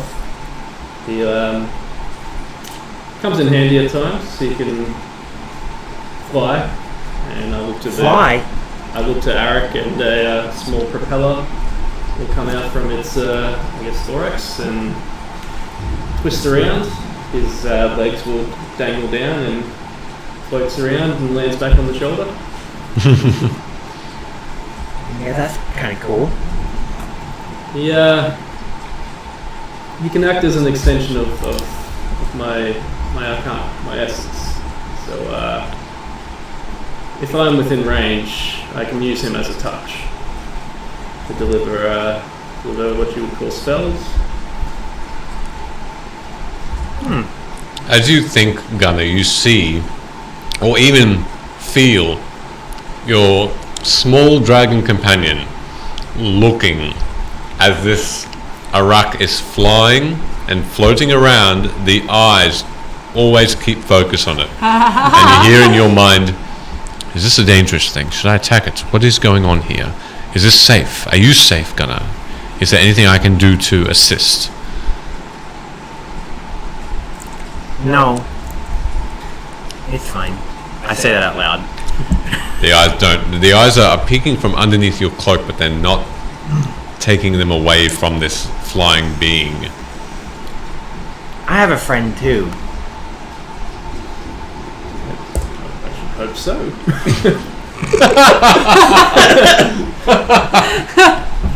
That goes right over Gunner's head. Gunner just dies on the inside. His name's Kip. Could I meet him? That's up to him, I guess. What do you think, Kip? Is it as long as you feel like your life is not in danger? No, I could kill it. I think easily. I say that out loud as well. This small dragon then starts to almost float gently out of this gunner's cloak. And do you want to describe him? Yeah. He's about the size of a medium house cat, but he's very lithe, so very thin, serpentine almost. Think Mushu from Mulan. Moana. Mulan. Fuck. I thought you said Moana. Oh god, Mulan. Except, does Mushu have wings? Yeah, he does. Does he? No, I don't think he does. I think he doesn't have wings. He's more like a lizard. But no, so he's basically like that, but he has very long, Quick and giggle thin, first. wispy wings. And he actually has on his feet, like, it almost kind of looks like fur. So it's like red on the claws, just like this little. If you've ever seen like a long-haired dachshund, they have those little like tufts of fur. Yeah, it's like that. I'm now gonna picture And, Kip's like, on his- voice as Eddie Murphy On the his entire elbow, time. he's also got like a little tuft of fur that comes out like that. Like a miniature red, never-ending story dragon. Sort of, yeah, but he has scales as well. I'm picturing Gunner riding him now, going, yeah. As this creature emerges in your mind, you hear this voice that speaks to you, and it says, "You may accompany them, but be warned, I will be watching you, and any harm that comes to my friends and my friend." And he just leaves it at that as you now focus in on the source, and this small dragon is speaking to you. I think he likes you. We're practically best friends, he just hasn't realised it yet. No, he knows. And this little one, what's his name? As I said, his name's Kips. Oh, this is Kip's. Well, if his full name isn't Kips. What is his full name? Hang on, I need to read it because I can't remember. Just make sure you ask him how he spells it. Yeah, I will happily spell it for I was you. waiting to that. Spoiled the punchline. Oh yeah, you're not even there. Ruined delivery. His full name is. Oh God. Hang on. Updating Updating document. While he's looking for that, are you doing anything at the moment, Rook? I walked out, yeah. You've gone? I walked back in. Oh, Gunner! Kips! Travago, I am slightly disoriented. I don't know where I am. That's right. If you wanted to head to bed, you can. Mixade? Yes. I'm lost. Where are the... Oh, follow me. And she takes you and pats you on the shoulder gently. Oh wait, I was going to grab some of that roast that you dropped. Yep, you grab that, and as you're chewing it, you are being led around the left again, but now up the stairs and up another flight as you are led to your own room. I'll see you both in the morning. Gunnar, don't stay up too late. You're always cranky. And you disappear behind the corner. His name is Fulkipstren Rustoshan, Imperator of Voice and Reason, who takes too long to finish speaking. And you thought Meow Meow was inappropriate. That's his name. I didn't make that. Meow Meow chose his own name. I don't think so. Deception. But you can just call him Kips if you want. Yeah, you can just call him Meow. Yeah. I'm gonna call him M&M. Fair call. Well, perhaps one day our companions can also become friends, but like I said to your friend Rook before, I would like to accompany you. I think we could be beneficial to each other's goals. But I shall wait outside for your decision. Ponder on this and seek me near your front gate in the morning. You all seem quite weary. Good night. I walk away. Okay. If I can, before I actually go to sleep, I would obviously do my meditation with the intention of connecting with Sonari if I can. Yes, certainly. So as you all gather yourselves and go off to rest, Dravago, you head outside into the pitter-patter rain and stand underneath a fairly large pine tree and sit and simply observe the lights and this new location. Somewhat inviting, perhaps still somewhat cold, but hopeful in your mind that there's going to be some aid here for you. Amara, as you close your eyes and reach out, you open them again, and immediately in front of you, on your bed, with you on the floor, in this simple room where a vanity and a mirror and a bed, single, wooden floor, very well polished, and just a couple of simple looking paintings of the environment, mountains and hills surround you. You see Sonari, the dark skin, bright-eyed, simply leaning off the bed, looking at you with a slight smile, but a furrow of the brow as though concerned.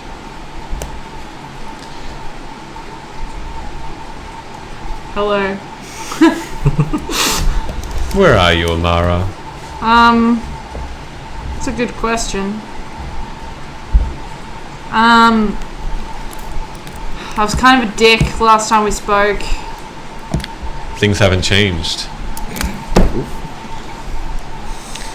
Well, this is a great start. I was going to apologize. Apology accepted. Okay, well.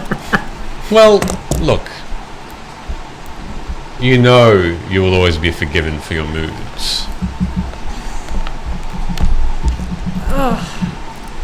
It's something you're working on. It's something we are working on. There's nothing to hide. That didn't help my mood. You just made it quite worse, but thank you. Anyway, let's start again. Hey, sorry. All is forgiven. Thank you. Okay, great. Lolth. She saw you. I would imagine that would come as little surprise. No, that was surprising. I was taken aback a little, but she is a god. She could probably know many things without even telling us. Yeah, it was just weird. I did feel somewhat defenseless, as though she could pluck me from beside you and swirl me around her fingers. It was uncomfortable. That's an interesting description. It's kind of what the Mother Matron was doing. And then replaced it. I would imagine that her connection was reconnected when you freed her from Duoblex. No, she was doing that beforehand.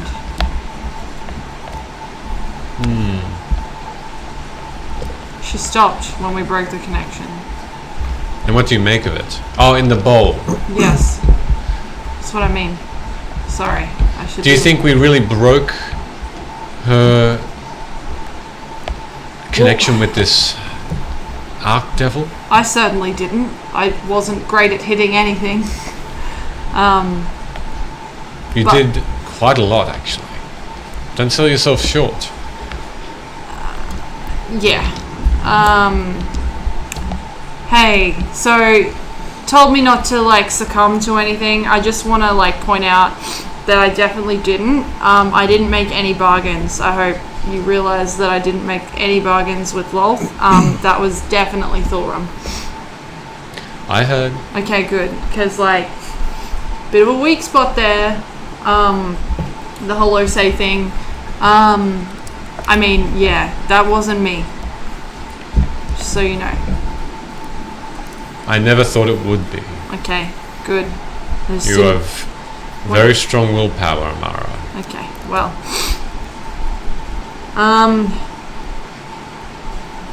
Do you think something's wrong with her? With Osei? Because I kind of do. What do you think is wrong? I don't know. Just seems strange that Lolth was really like okay to. I get it, like Thorum did the whole power play challenge thing that he does, and he does this thing where like he says really bold things and people just listen to him. It's He's really very convincing, it's isn't he? strange. I don't understand why. He's quite funny. Sometimes. He Other chooses times, his words carefully and with yes. great distinction. He's better at that than I am. But I don't know. I think it's weird that even so, as a god, she was so desperate that she would give us something that she knew that we, particularly I, wanted. And she did it with the hope that we would go through with it. We could have just run away. We wouldn't be breaking any pact that we made. Unfortunately,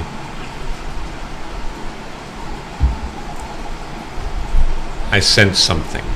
What does that mean? It's as though a string is still connecting, holding Osei up. Yeah. Something. Yeah. As though the bargain hasn't been met completely. I'm not sure. As though she does not have all of her facets with her. She's really interested in Ado all of a sudden.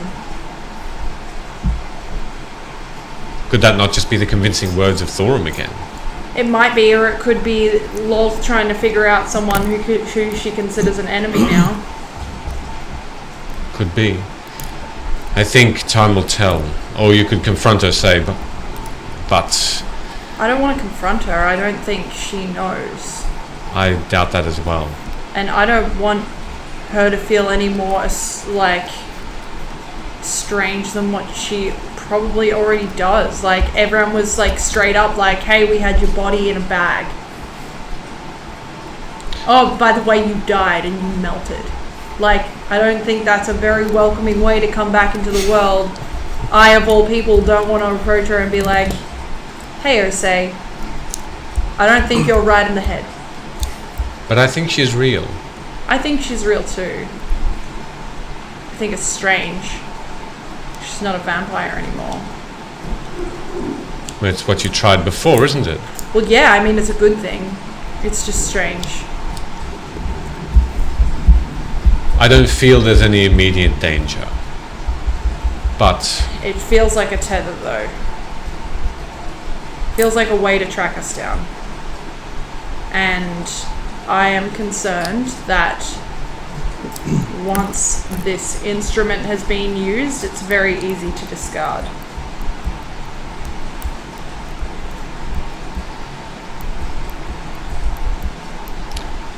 meditate on it. See if there will be answers to cut it. I also haven't forgotten about Ilyana, and I'm trying to find the right time to do more, which I'm going to meditate more on as well, but it seems almost like if we don't find the Lord of Blades after what Farizo said and after the Red Death and all of this stuff happening, like that may all come to fruition and affect Ilyana in the long run as well. I don't know, everything seems fucking connected. I can't, it's like dots. I think the way forward is right. Go and see this Lord of Blades next. Track him down. Do you reckon he'll remember that I dressed up as him? That was to say Rose as well. Isn't that ironic? Don't you think? It is. It's like rain. It's not anything like it. It's really not. But meditate on those things, seek out your next target, and accept the help where it offers, Amara. If you can think of a way to break this tether, I'll meditate on it, but I would always seek your advice. And I will always give it when I have an answer for you. It was good to talk again. Yeah, I won't be angry next time, maybe. And with a blink, she is no longer in front of you, but you do still sense a strength there. Cool. As you close your eyes and meditate. And you all go to sleep. Once again, if you haven't already, refilling your hit points and spell slots, all back to full. We are going to take a 10-minute break if no one else wants to do anything. Yes. I'm going to heal that big old gap in my scales before I go to sleep. You do that, that's fine. The scales scar over, and then they... and with Rook's amazing attempt at Thorum. 10-minute break, everybody. So we're going to get back here at in 10 minutes, and we will see everybody very soon. And when we do come back, what are we doing? We are drawing and telling you all about the winner of this amazing glass. So tune in. See everybody very soon. Bye.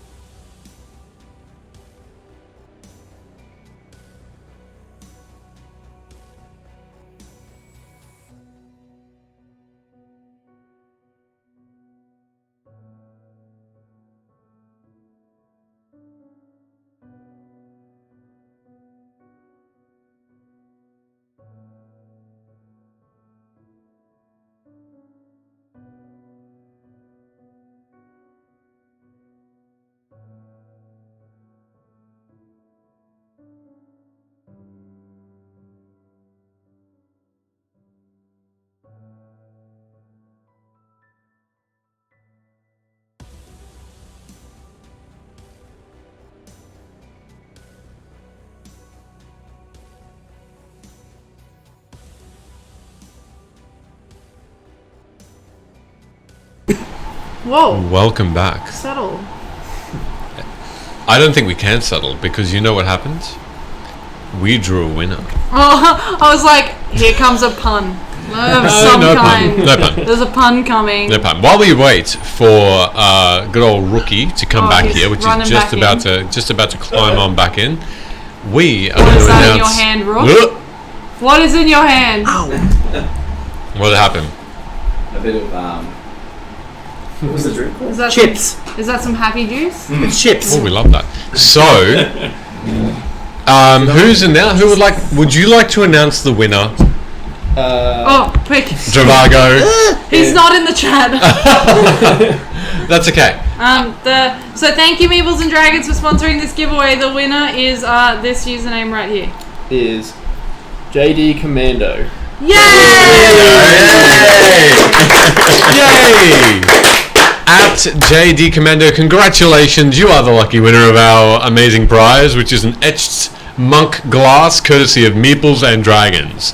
And we will tell them to get in touch with you ASAP. Well, I'll get in touch with them, and then I'll get in touch with the Meeples and Dragons. And we'll send that right out to you. So I've got to be the middleman. That's my new Amara. Oh, I see. Oh, We'll you're have a our character people talk to change. them. okay. Getting all sassy. Nice. Well done. Yikes. Thank you for Never entering, everybody, and there will absolutely be more of this very, very soon that you can have a chance to win Maybe. as well. Absolutely, maybe. So, You have to subscribe to find out. well, of course, absolutely. Like and subscribe. So, let's delve back in if everyone's all good. And is that the main announcement as of just now? Yeah, cool, amazing. All right, What's wrong? we love this. I'm just looking at the stream. What happened? Sheldon's like shoulders cut off. Oh, he's just very broad-shouldered. He can't I mean, we help can't do it. anything about that. He's just buff, all right? Yeah, the scar from the scales he ripped off. If you guys like move like 10 centimeters that way, I reckon it'll fix it. Yeah. Oh, okay. It'll be I'm sweet. sorry. I appreciate it. I'm in frame. Thank you for keeping an eye on that, Gunnar. Appreciate it. Yeah, All right. thanks. Well, we're gonna head back in. So, the night is uneventful, and the morning arrives, and you are all refreshed. It's probably about 7 in the morning as you all awaken, one after the other. And you all awaken around the same time. It's still cloudy outside, but it's no longer raining. The ground is wet. There's this dampness in the air. But It's called humidity. it is humidity. It's called Queensland. Yeah, correct. Just emulating our weather every single session. And you all awoke by the sounds of the flute. Coming from outside, a fairly large band or troop. You hear the sounds of flutes coming from outside of your home, and you all have your own individual windows in your own rooms. And is anyone looking out to see where the source is? Yeah. With anger, yes. With Okay, anger? open up. Good. More people on our property. You're With curiosity, yes. good stuff.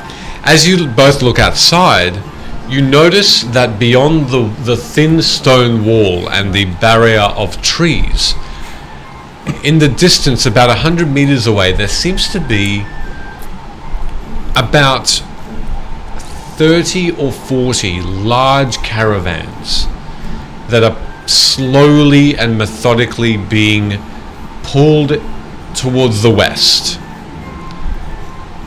in between the tree lines. And you can see that surrounding these large wagons that are covered is the source of this music.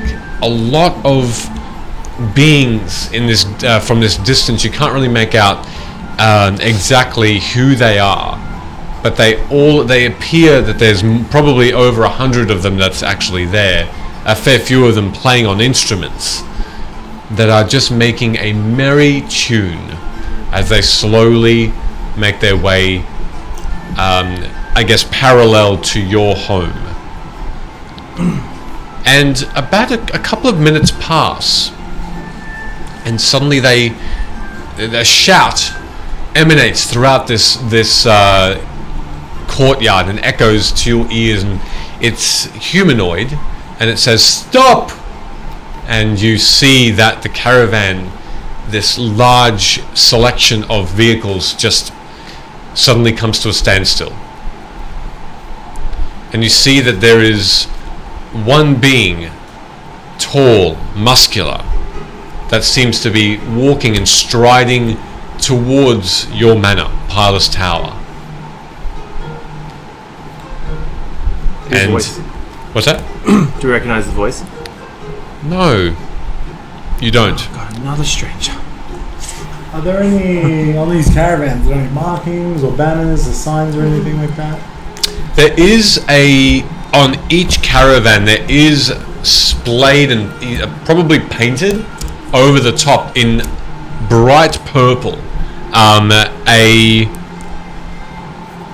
Where is it?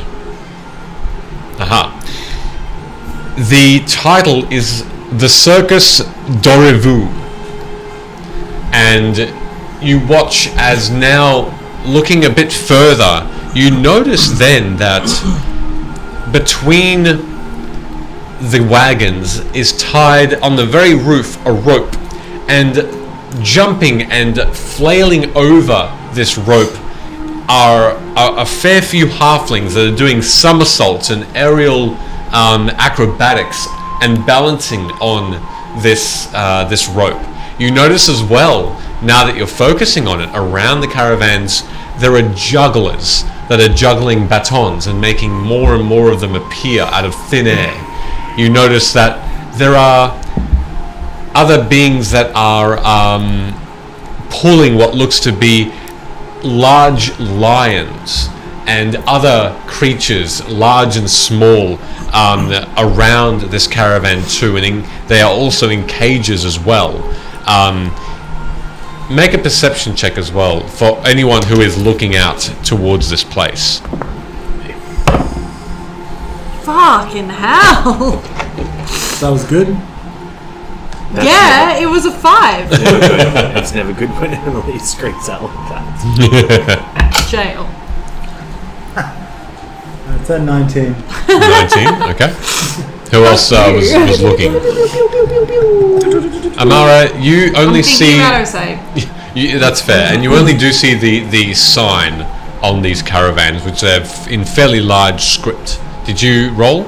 I did not, That's all right. but Regav would have been doing something after his long rest. Yes, that is fair. Did Rook or Gunner, did you roll for perception? No, I would have That's been okay. doing my usual tidying up my Perfect. equipment, checking everything over. Yep, lovely. I did. You did. I would like to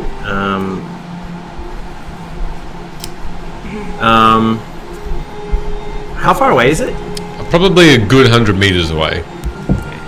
What's the limit on Kit's ability to share his sight with me? I mean, you can tell him to fly closer. How far away could he get from me though before I can't see through his eyes? Ooh, good question. Probably about 180 feet or so. So this particular caravan does seem just beyond that. Yeah. Give me a sec. But if you go sort of halfway, he can make a perception check. Yes. Well, I'm going to send him out. So that's about halfway. Yeah. Cool. I'll send him out the window to go take a peek. Okay. And I'll use his perception, but my roll Sure. 23 with a natural 20. Yeah, wow, okay. So, Thurum and Gunner, you both see, and you through Kip's eyes, there's just a merry, happy crowd of people that are some following on foot, some of them on horseback. You see Brellish guards in numbering about 30 that are around the outside of this caravan guarding it, as they seem to be escorting the caravan forth. You notice that there are people that are practicing sword play. There are people that are putting torches into their mouths and it disappearing beneath their Mror. You notice there are people that are shooting frost into the air, into the delight of small children that are rolling around in laughter and merriment. Yes. Do I see any actors? You see a few people in sort of makeup, which you would assume to be actors, but they're not acting at this moment. They're just walking along, sort of talking to each other. But they are the only people with the makeup on. But you do see other mimes, clowns, entertainers like that. You're gone. Do I see any of my companions leaning out the window? Just Gunnar at the moment. Amara briefly, but then she went back inside. I'm going to call out, Gunnar, should we go down and see this circus?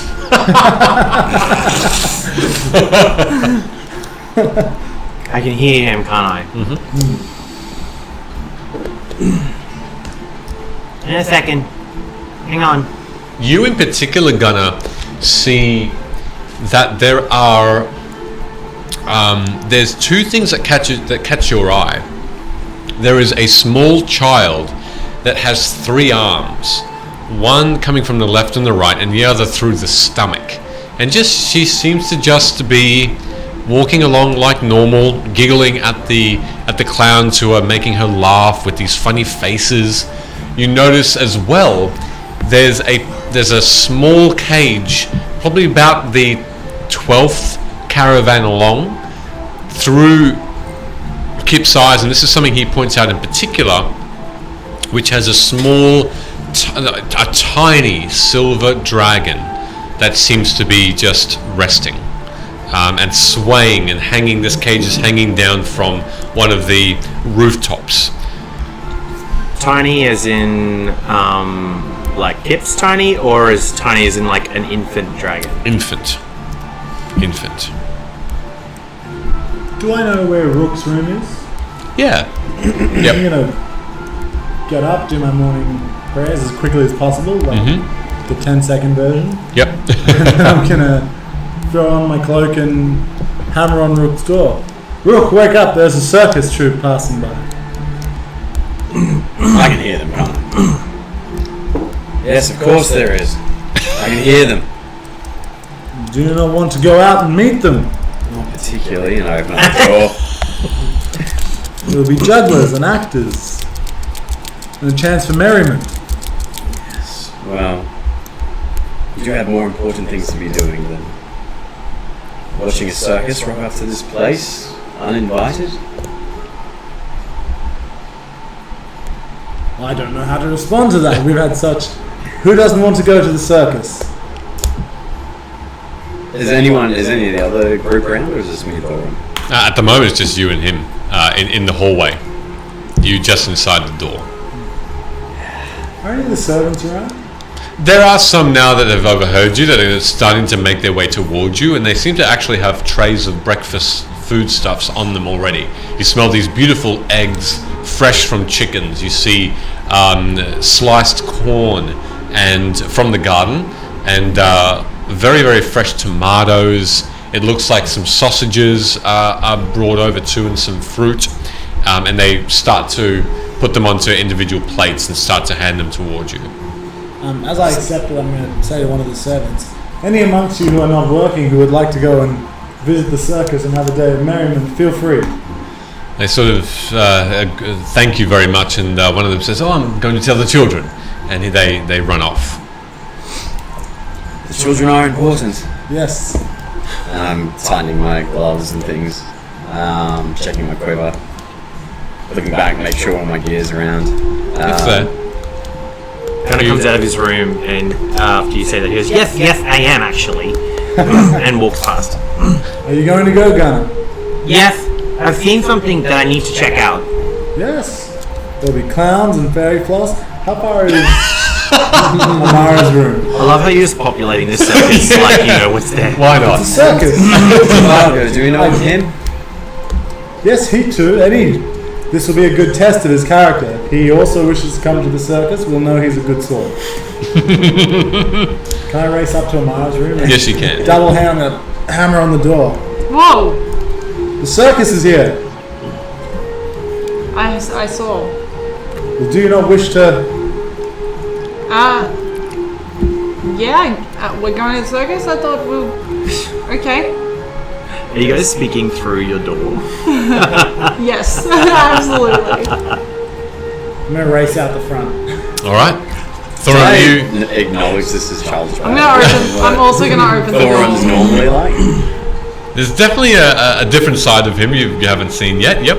As Gunnar passes me, maybe his intellect is damaged again. Do I hear that? You do not. You raced away. Is Gunnar still in the hallway? No, I'm making my way outside. Yeah. Do I see him as he's making his way out after I open the door? Hey, Gunnar. Yeah. Wait. I'll see you both downstairs, and I continue to the direction where the food is. Oh, Sure. morning, Rook.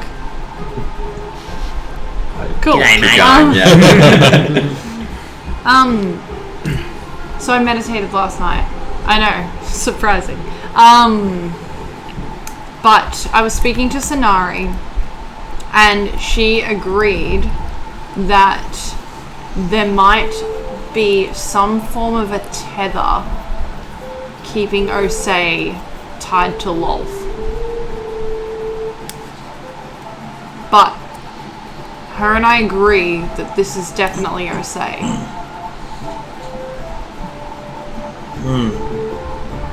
I don't know how to break that. Gently, I guess. Well, yes, of course. But Lolth is a god. I don't know how we even begin to do that. And Lolth has no reason to be thrilled with us, considering we just gave away an entire city that she kind of owned to Thorum's god. I have some theories, and I intend to look into them before I make any decisions about this. Do you need me to help you? Yeah, maybe later. But there is something I need to go check out downstairs. This circus. Is this a circus? Yeah, Thorum just ran away. Like, he also banged on my door really I loud. have a dragon. Oh, okay. What? Wait. Is that why Thulrum ran away, or is that something you saw? I don't know if he saw it, but it's locked up. Interesting. I haven't seen another dragon before, other than Kip's, and the ones that we killed. Well, But like, they're really rare. dragons. Yeah, Yeah. and they've just got in a cage. It looks. I've never been to the circus before. I don't know if this is normal. Yeah, it's kind of normal, but not for dragons. Anyway, I'm gonna go. You should come. I will come. I'm just gonna let Osei know that we're going, and then I'll come. Okay, bye. And I run away. By that stage, Osei has opened the door to her own room and Never mind. hearing the clutter, she is starting to walk over as Gunnar is starting to head off. Good morning. What is this noise? This would be the circus. Oh, Yes. is that where everyone's going? Yeah, everyone's really excited about it. Particularly Thulrum. Oh, okay. Well, I guess are we going to? Have they come here specifically for you? Not me personally, I don't think.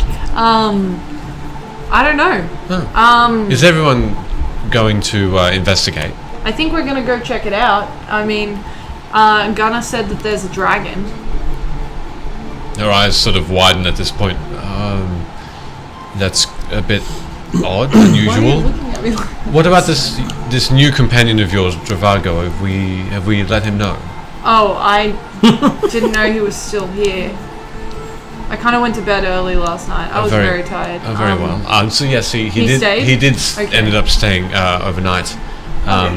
I think he stayed close to the edge of the perimeter. We may as well meet him In there the on the rain? way. I would imagine so. Was there lightning last night? A few strikes. Isn't he made of metal? I'm not sure, but we will find out, I guess. That doesn't sound like a good combination. No, you're right. Should we make sure he's all right? Yeah. And she takes there's a bit of a platter on a table of foodstuffs that are left, and she takes a couple of handfuls of it and bites into it as she makes her way down. It's weird to see you eating. She turns around and she's sort of chewing on an I'm following, egg. obviously. Yeah, she says, "It's odd to need to eat." And she continues downward, down the steps outside, where you see this cloudy day greet you. And Dravago, you've eyed off this troupe, this circus, from where you had been staying through the gate of the perimeter, so you can see a bit closer. So after his century's rest, Century. that's what it's called. Cute. He's spent because he takes 6 hours for that, so he would have been up and about wee hours of the morning. Yep. And he'd occupied that time by infusing his boots. So he would have pulled out his tinkerer's tools, and as the engravings on his arms glowed, he would have been using those tools to fashion from the ether some wings that he has attached to his boots, and he has created himself some winged boots. Good to know. Meaning that he's never used them or flown before. He's kind of attempting to check out this circus from above, looking like someone who's never ice skated, just touching ice for the first time, like like almost slipping over. And So you all expect to see Dravago just there, but then your gaze just goes upward, and you see this Warforged in the air, flailing about and struggling in midair. Gunnar, maybe you should teach him how to do that. I'll cast fly on myself, Okay. and I'll fly up. All right. You smoothly, much smoother than this new companion, you rise up into the air, and you go up to about 40 feet, where he is. hey, Hi. Are you okay? just flying for the first time. Looking for like tree branches and whatnot to hold on, like it's the edge of the ice skating rink. Unfortunately, you really didn't give yourself any favors there, and you don't see anything remotely next to you to be able to grab onto. Apart from Gunnar. It's the friends we made along the way. And so Gunnar, Stop struggling! You're pretty good at this. Could you teach me? Just don't think so much. Be doing like the weird squat that first time ice skaters do, and grab both your hands, and hopefully you'll be guiding me. Make a dexterity check, Dravago. Gunnar, as you touch the Warforged for the very first time, Good. you almost slip off your feet yourself as he almost pulls you in his direction, but you right yourself pretty quickly. So that was a 20. 20. Doesn't take you long to get used to this odd feeling, but you know your own magic, so in a few minutes you manage to become fairly stable, to even your surprise. Yeah, just stop moving your legs. Start to stand up, and I might get overconfident and try to do a little pirouette or something. Mm-hmm.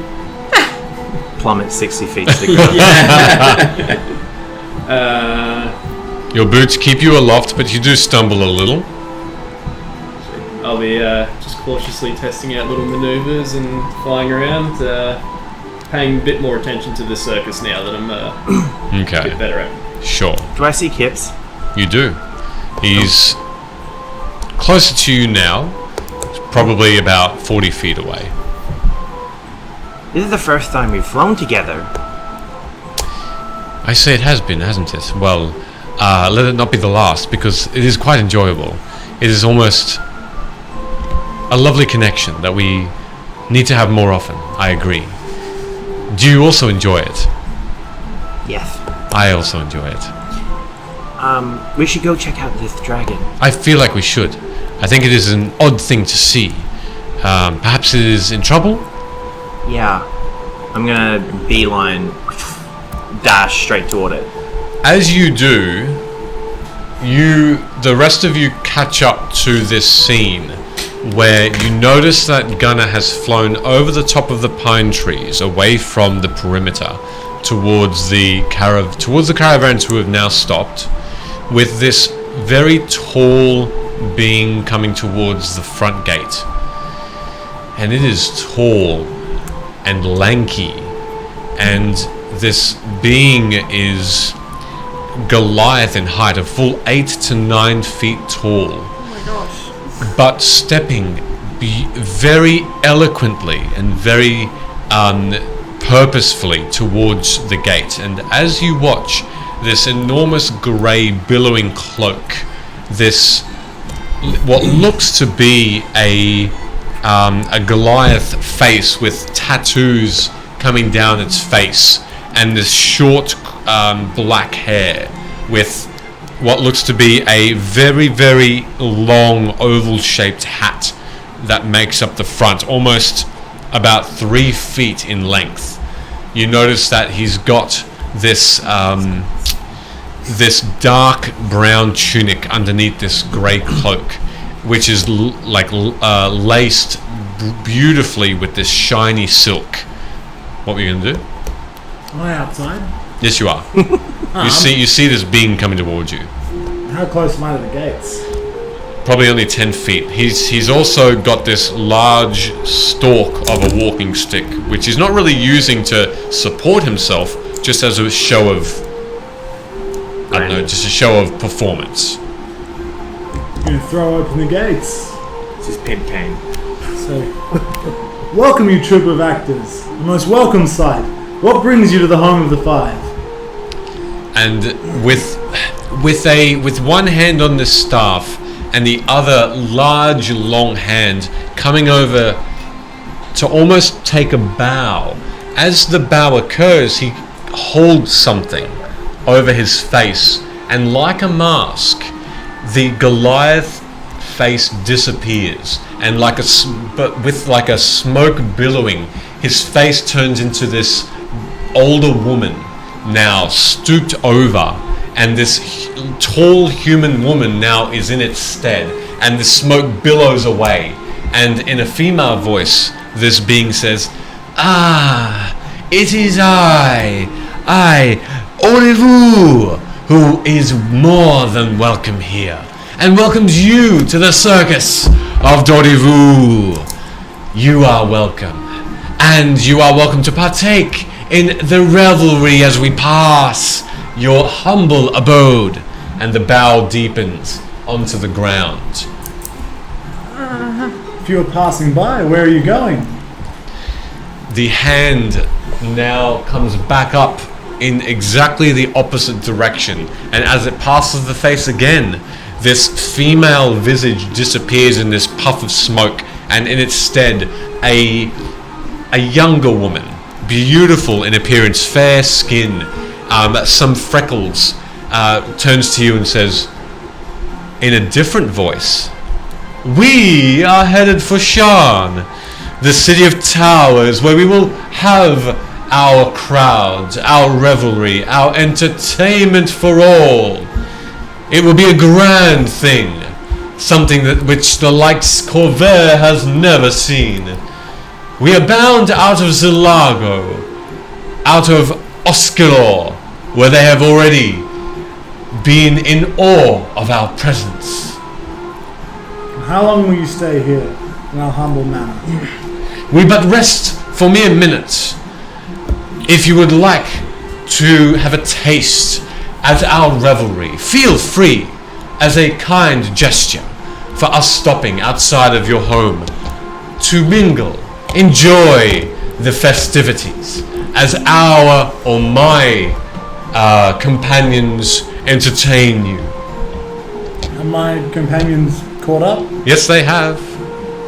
I turn to the others and say, with a great look of joy in my face, what do you think? Thorum, I have never seen you this happy. Oh, I'm most excited by the circus. In Kabara, we've prize games and markets and things of this nature. Oh, we have many a thing, not just entertainment, but we have storytellers, actors, and possibly some vendors which you may find very interesting. Like what? Magical items, perhaps potions, perhaps concoctions which you might find enticing. How valuable. And then as this flourish once more occurs, this being shrinks as the face billows out again and the smoke reveals to be a young man who in a different voice says, but deep, if you would like to join us in our travels, feel free to also accompany us, as we will safely be guided with the Brelish guarding us to Shard proper. I'm going to turn to my companions and say, well, I cannot miss the chance to see the actors, and they'll have fresh tales from abroad. You are the 5, you say? Indeed. A pleasure. Well, please, eat with us, and be merry. That means you, Rook. I stopped off at the food place. Yes. Before heading out. Yeah. You've got some things in your sights to eat. I'm always merry, but food I have my own. Are you sure you're married? Please, will you not join us? I wish to see the actors post haste, We can't say no to Thorum. He's way too excited. but I do not wish to hold you all hostage. I'm sure some of you will wish to No, I've see never been these to the vendors. circus. It's fine. We can hear the stories. Yes. Well, I will await you there. And he swiftly turns and with this billow of a grey cloak starts to walk purposefully back to the caravans, numbering about 30. And they're massive.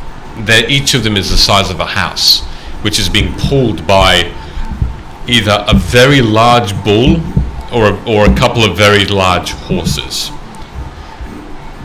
Are you all, who's going and who's not going?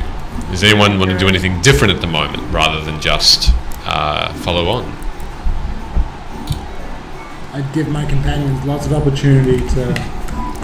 Nobody has to follow me to the actors if they're not particularly interested in that. Sounds like there's lots of magical vendors and things of that nature too. So don't be held hostage by Thor's I excitement. have a question. Is it strange to have a caravan like this guarded by a Crown's Guard? They're not Crown's Guard. They are the Brelish army. So Crown's Guard are loyal. Well, they are more of an elite, I guess, army for the king. But Okay. Brelish armies and escorts specifically, they're not uncommon. Traders and merchants use them and hire them to take them from place to place so that bandits don't they don't get overcome by bandits and the such.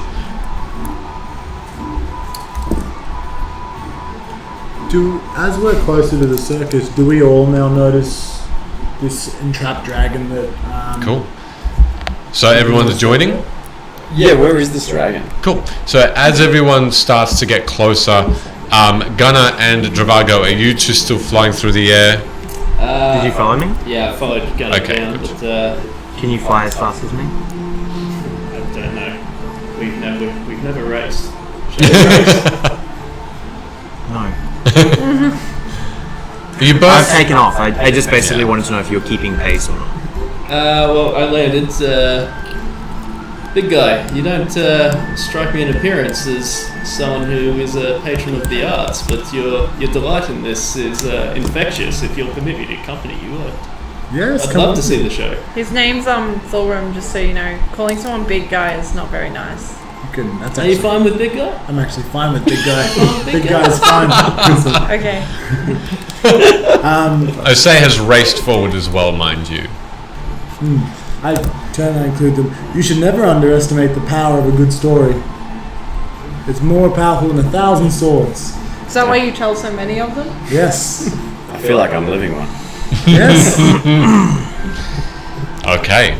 So there are a number of things that are going on as you all get closer to this caravan.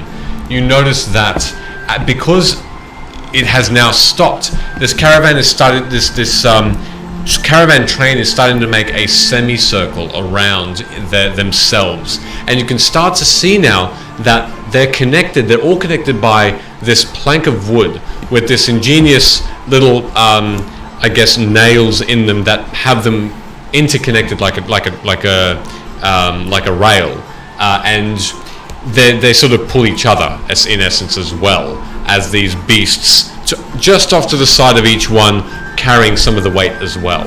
And then you can see that there are plentiful amounts of food being brought out. Fireplaces starting to be lit in the center of this area, and this is on your land, by the way. And you can see that there is also probably numbering about 20 children that are you can tell also part of the entertainment.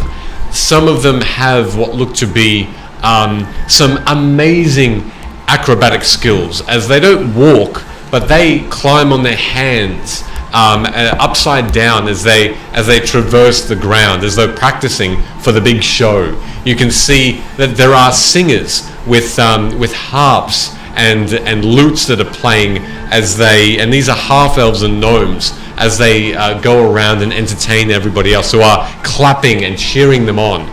You notice that there is a very old, dark-skinned human that does seem to be entrapping a lot of these children and adults in a story.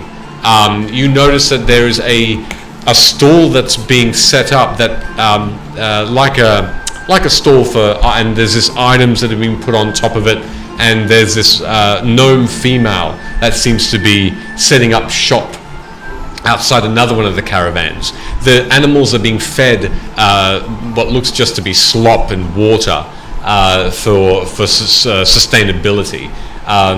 You see a lot of these entertainers have rested and are smoking pipes as well. So this lovely, dark, deep wooded smell starts to emanate from the caravans too.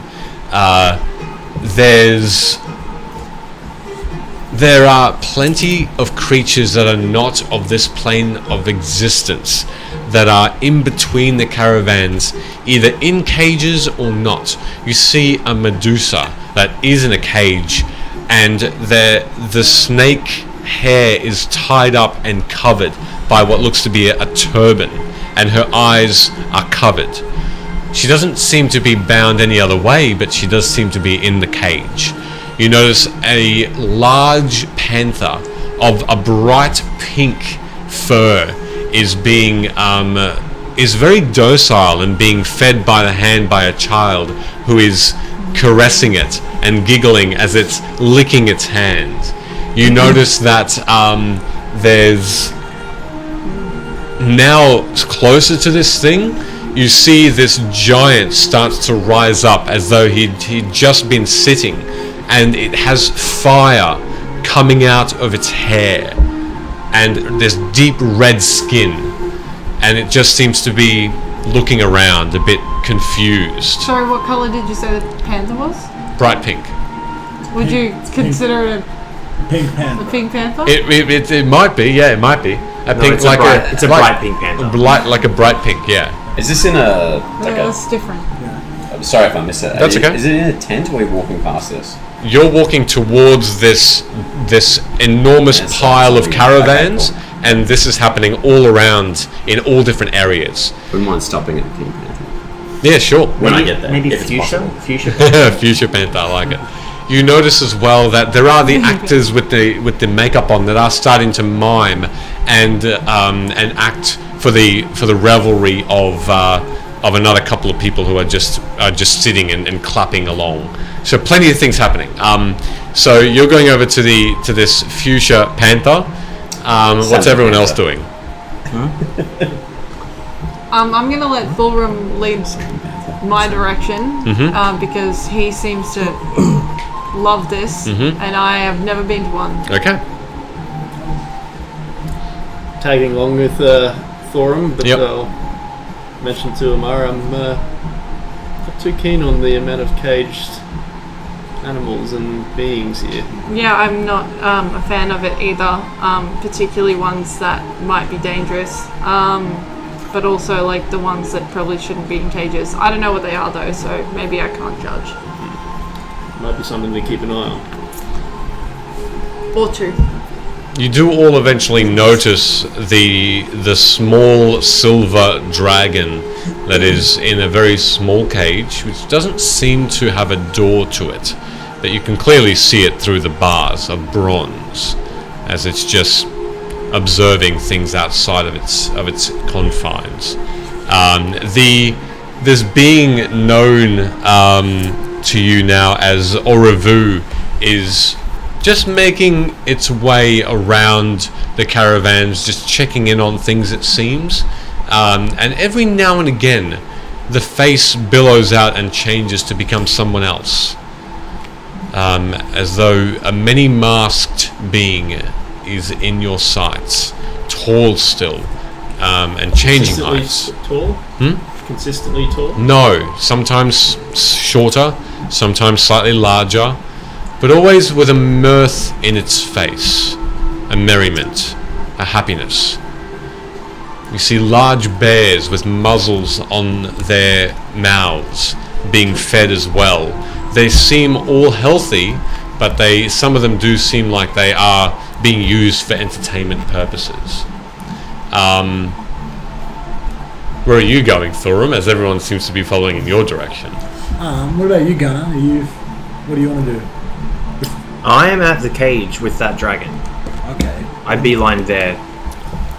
I want to move towards the actors, Okay. players. All right.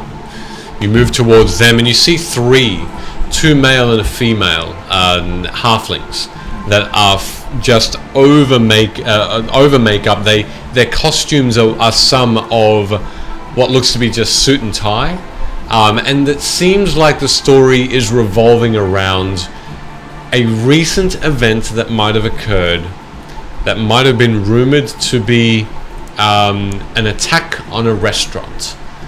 And they are seemingly reenacting some sort of fight that has occurred at a restaurant. And they speak of it as the fairest and best restaurant in all of Corvair. And they seem to be enacting sword fighting and shock and awe, and there's a bit of a drama that's going into it. Some of the things seem familiar to you, but you just can't quite pinpoint why. No. Gunnar, you head up, and you're probably, you're walking now, you're not hovering anymore, or you're not flying, or are you still flying? Describe the cage to me. If you were standing, it would probably be about 10 feet above your eye line. Okay. And looking up, the cage would be like one of those very simple bird cages, but enlarged, with a flat bottom. And the bottom itself is just made of simple wood. It seemed to be, the bars seem to be about maybe a few centimeters wide, and just encompassing the outside with this cone-shaped bars that, I guess, connect at the top, with then a separate brass-looking bar that connects it to the roof. And it's just sort of swaying back and forth slightly on its own. The roof of One of the caravans. carriage. Yeah. Okay. These caravans have roofs that are sort of tilting outward in a triangular shape, and Okay. they seem to be well painted in a tile sort of fashion. Is there anyone in or around this particular caravan that's keeping an eye on this dragon? Make a perception check if you want to notice if anyone's particularly looking out for it. Well, I would have come down in so that it was eye level with me. Okay. So I wouldn't have landed, and I would be like right next to the cage. So Just hovering. I'm looking around this general area to see who's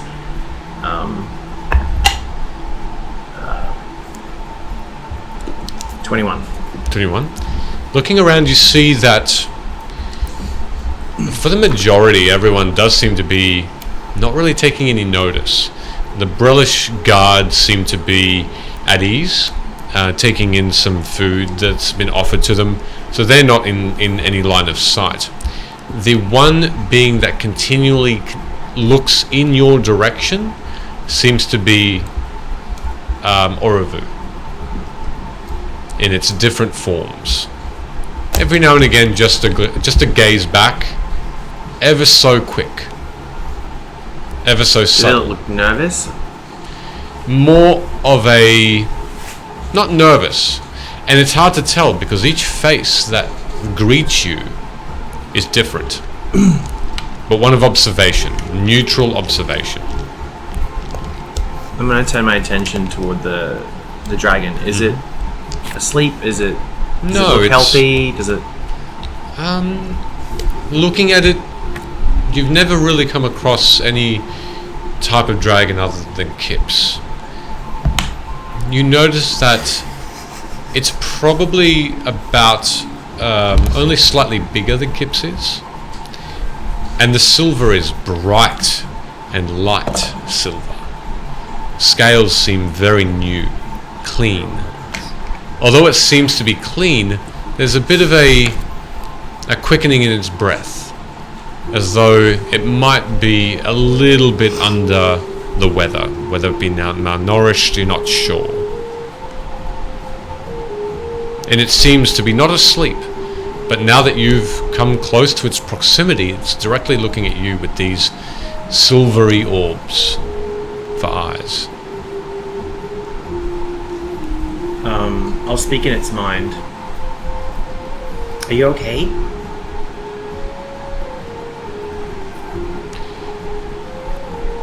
Back in your mind, it replies, "Be wary.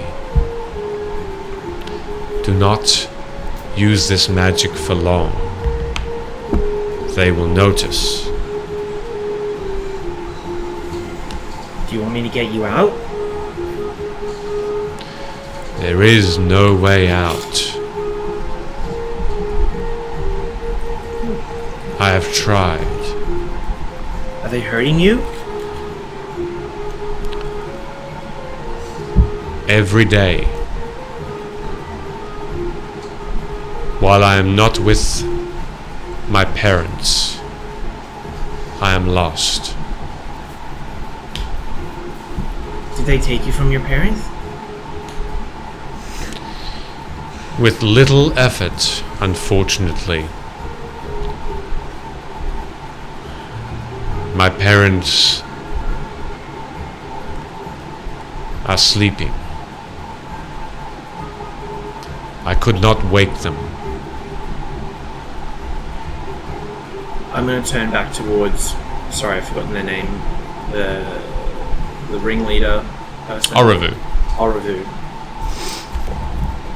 Are they still looking? Not at this particular moment in time, no.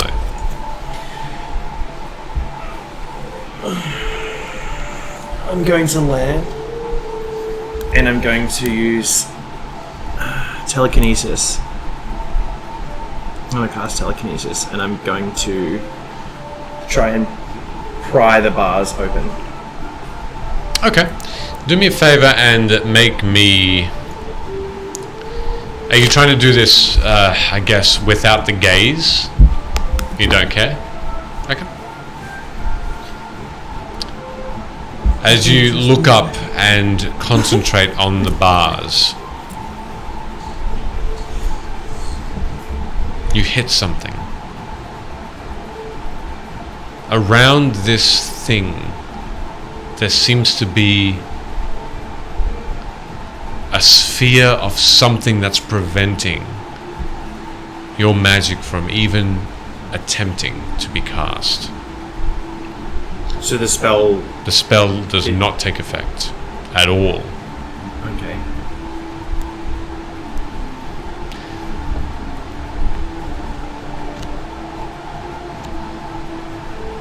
While you're thinking, as this particular act finishes, you see that more of this crowd has gathered around these actors, whom one of them that's wearing what looks to be a tiger mask now is felled, and you see that this cheer erupts from the people around it, and you see that the actors now rise and give a deep bow.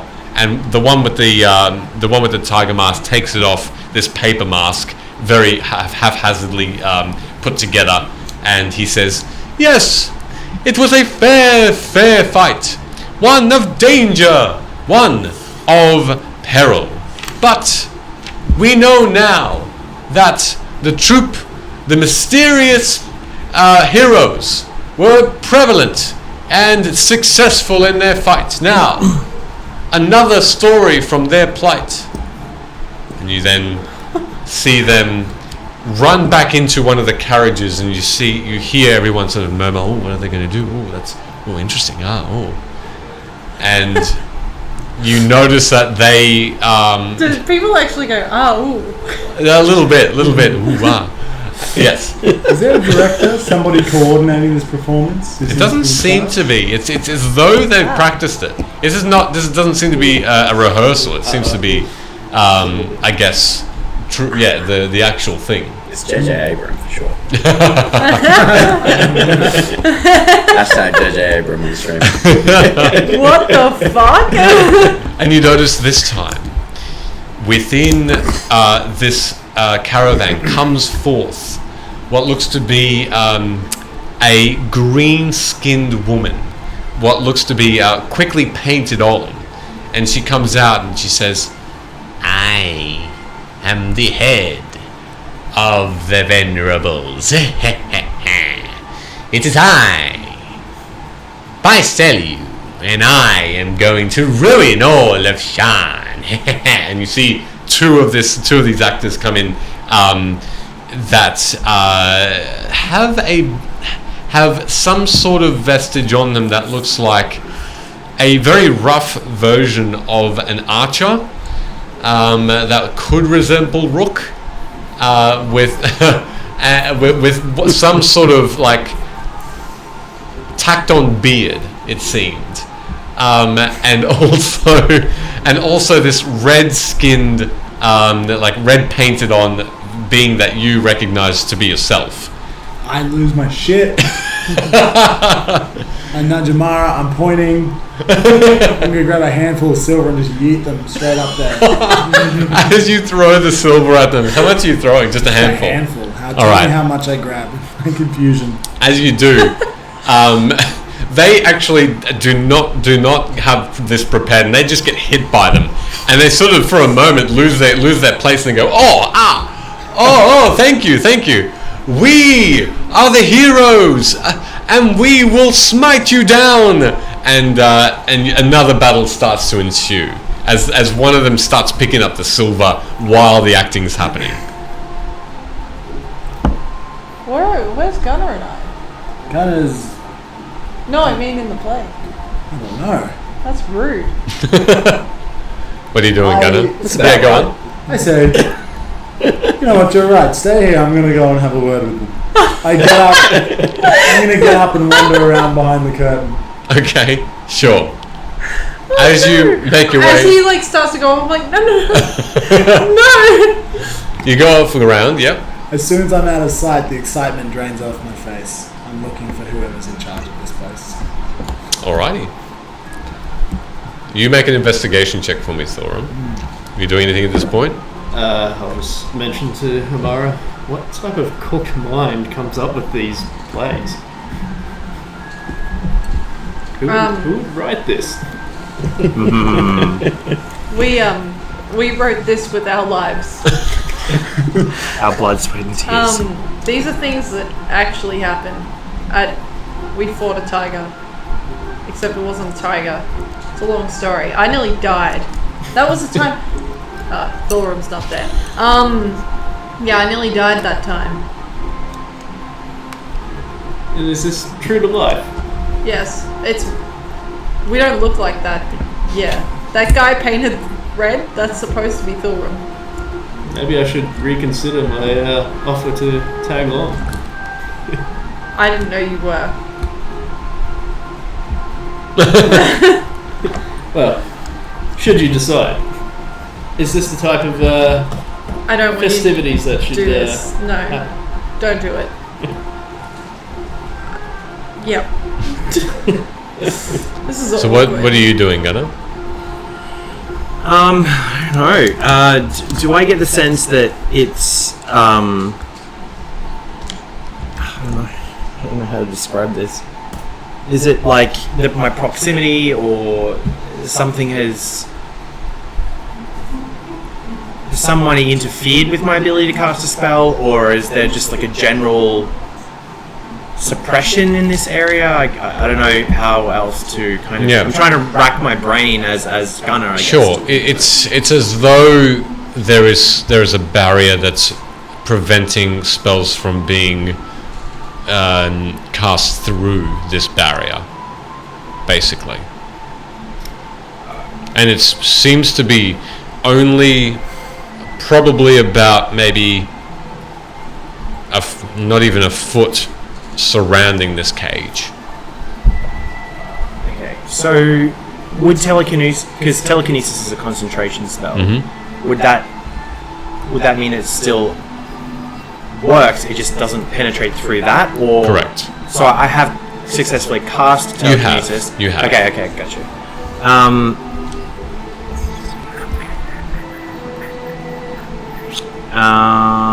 It's just around the cage specifically. Correct. What about the roof above it? You haven't tried anything specifically at that target. Can I try and pull whatever is adhering it to the roof of the caravan? And Sure. Pull it down. Sure, okay. And you look up as this metallic beam, or this bronze beam that's connecting this cage to the roof, simply from the base of the roof, where the tile meets the metal, it cracks. And this cage simply falls and lands heavily on the grass.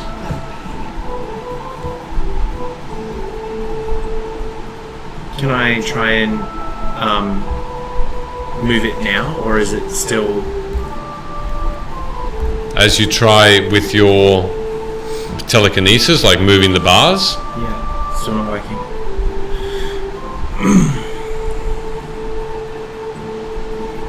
I'll turn. How far away are they from me? they're probably about 60 feet away, looking at, and you notice them, they're around this large crowd of people that's looking at these this acting scene. Amara, I need your help.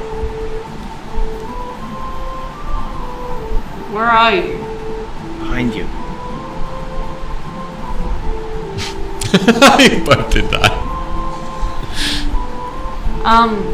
Okay. Cool. Thorum. Oh, you can't reply because you can't see me. Gunnar needs my help. He's behind us. I'll be back. And then I look at Travago and I say, I don't know how Warforged work, or Forged work, so I don't know if I can speak in your mind, but... And then I speak in your mind and say, I'll be back.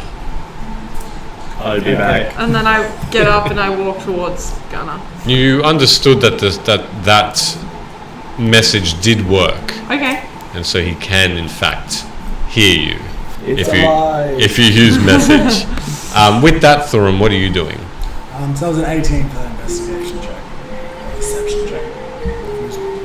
Did you guys be involved in investigation or perception? Investigation. 18. Okay. Looking around, you around that caravan that you went around. Did you go around the caravan? More like the curtains that they ran into to prepare. They went into a caravan to do that. Apologies. Around that caravan, Yeah, cool. Nothing of note. There's just simply the door that led inside, which, if you wanted to see if that will go in, yeah, you go in, and as you step up these steps, you head in, and essentially it's a door that's on the very right hand side, and you head immediately left, and you see that it's one big dressing room, and there are costumes everywhere. There's a desk with makeup and a couple of mirrors. There's little paint brushes. There's just a plethora of different things that you'd use to dress up as. You can easily tell this is somewhere where the actors would change during the scenes. Is there anyone in there? It's empty? Empty. Right. Seems to be that these three are the only actors that are acting at the moment. Brilliant. Well, if that's the case... Oh, if that's the case, I'm going to head back and join Amara and wait for their show to finish. I walked away. I'm going to sit down in the audience and wait for the show to finish. All right. You still there? I'm still there. I'm going to join you. All right, Travago and Thurum, you're together, and Amara, you've walked off. Rook, what are you doing as you see this occurring? I'm at the salmon pink panther. Yeah, so as you walk up to it, you see this child Salmon. with these small pellets, and she seems to be just taking more and more out of a small pouch that she has on her person, and this bright pink tigress seems to just be very slowly and gently eating from her hand and licking up the crumbs. And this beast, its head is probably the same size as you, and its body just goes Oh, this out. thing's huge. It's massive. It seems unchained as well. And she's feeding it from the hands, and its head's through the cage. There's no cage. This particular one is free. Okay. Free roaming. I stand by her and just kind of like watch. Hello. Look down. You must be quite brave to feed a creature so large. This is Tuki. Tsuki, you say? She won't eat me. She won't eat you either. That is good to know. Tuki's friendly. I can see. And how long has she been with you? Mommy has had her for this much. I reach down, high five her. So 5 years then. Do you want to feed him? Would that be appropriate? Oh yeah, he won't bite. And she hands you the pouch. I guess I grab the pouch, grab out, and I get down on one knee. Maybe Tuki would appreciate it if you showed me how. Oh yeah, you just do this. And she takes a little bit of the feed and just puts her hand out. Yeah. So I'll do so. And this great head comes just slowly towards you, giving you almost a concerned look, one of trepidation, as it slowly, with this massive maw, sharp teeth, but ever so gently takes a bite, and just with this scraping tongue takes the rest of the pellets from your hand, and your hand is not injured at all. As this is happening, I cast Speak with Animals And say, you do not trust me. You hear this growl initially, one of almost content, as it replies to you, it says,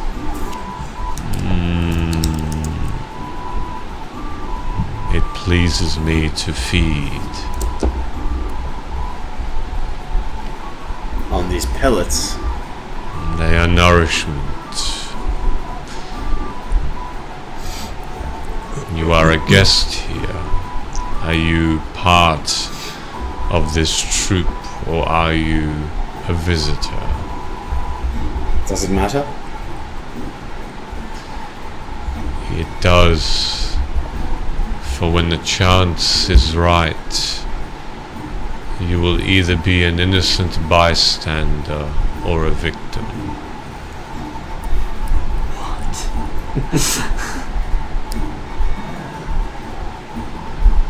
As a victim, am I fed to you then, in your story?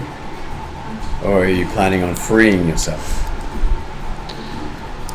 One of these times I shall be free, and anyone who is in my way, they will know pain.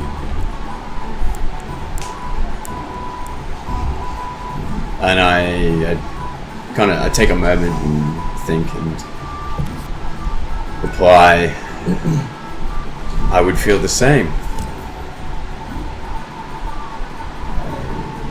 From a place far from here, once been decimated, and I must admit, and I turn and look, for all the beauty I see here in the cages and the amazement I have for it, it saddens me to see these things. When one is enslaved, it is always pity, not aid, that comes. Don't confuse me. If you were worth a challenge, I would fight you. What? I seek not battle, but simply freedom. Then freedom you should have.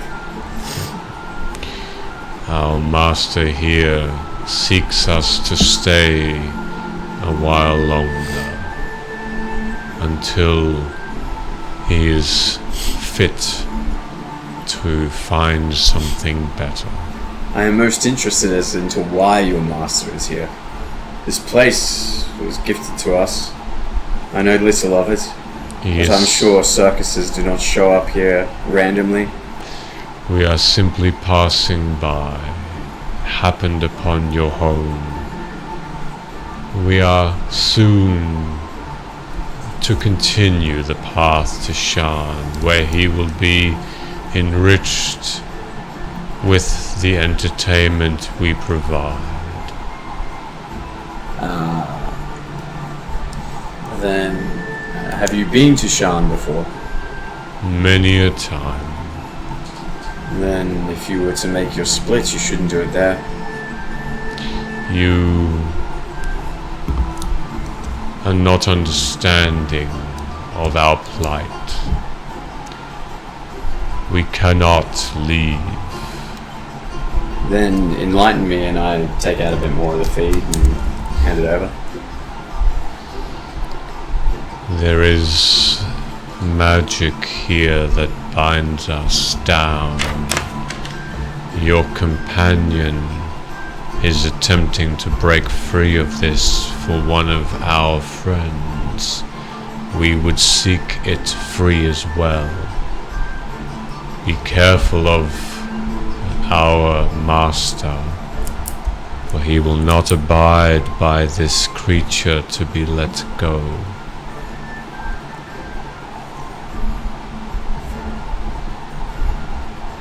This massive head then turns towards where you now notice that Gunnar has brought a cage down in front of him. Has he drawn attention towards himself? From the looks of it, no. Not at this point. It's sort of this massive head comes back towards you and takes another bit of feed.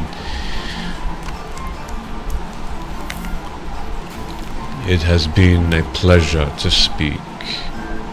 May your lives be full. As I hope yours will be after your freedom. Maybe you should stay some time here in this land. I'm sure there's a lot of wild deer to hunt. I go where I am taken for now. And I pat the child on the shoulder. Wasn't he great? Yes, it was fabulous. I hand back the bag of feed. Thank you. And who might be your mother? I think you said that was looking after this creature. Not really looking after him. Just making sure he's getting fed. Did you talk to him? In my own silly way. I heard you growl. It was funny. Yes, I once owned a cat. Ah, I did too. Well, bye. Would your parents be close by? Where's Mum? I think she's acting at the moment. Well, maybe you should go visit her. Okay. Bye, Tuki. And you see this large head just give a nod, and just freely now start to walk around. What's that? Is Tuki your true name? Are you asking him? Yeah. The reply is just one of affirmation. So yes. Know not to attack myself, the small child. The Silver Man.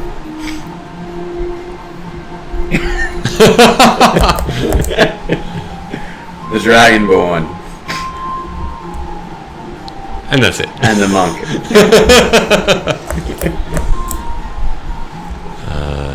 I have observed the visitors and acknowledged this. And I'm on my way to Gunner. Alright.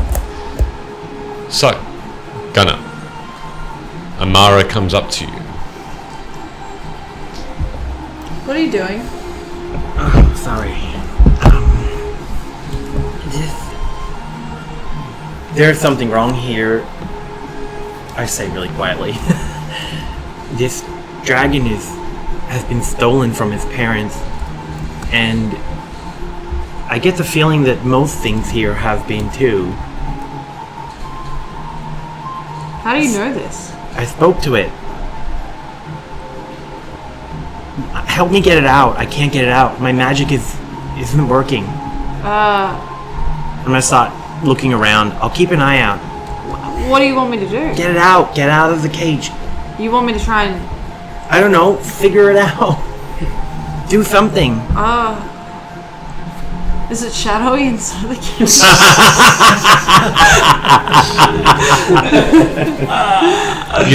No. Okay, thank God It is for not. that. That was a good idea, though. Gunnar, I'm not very strong. And I don't do spells. Well, it doesn't let me use a spell on it. I'm gonna speak in this dragon's head and just be like, I don't know why he's asking me to do this, because I'm not strong, but I'll try.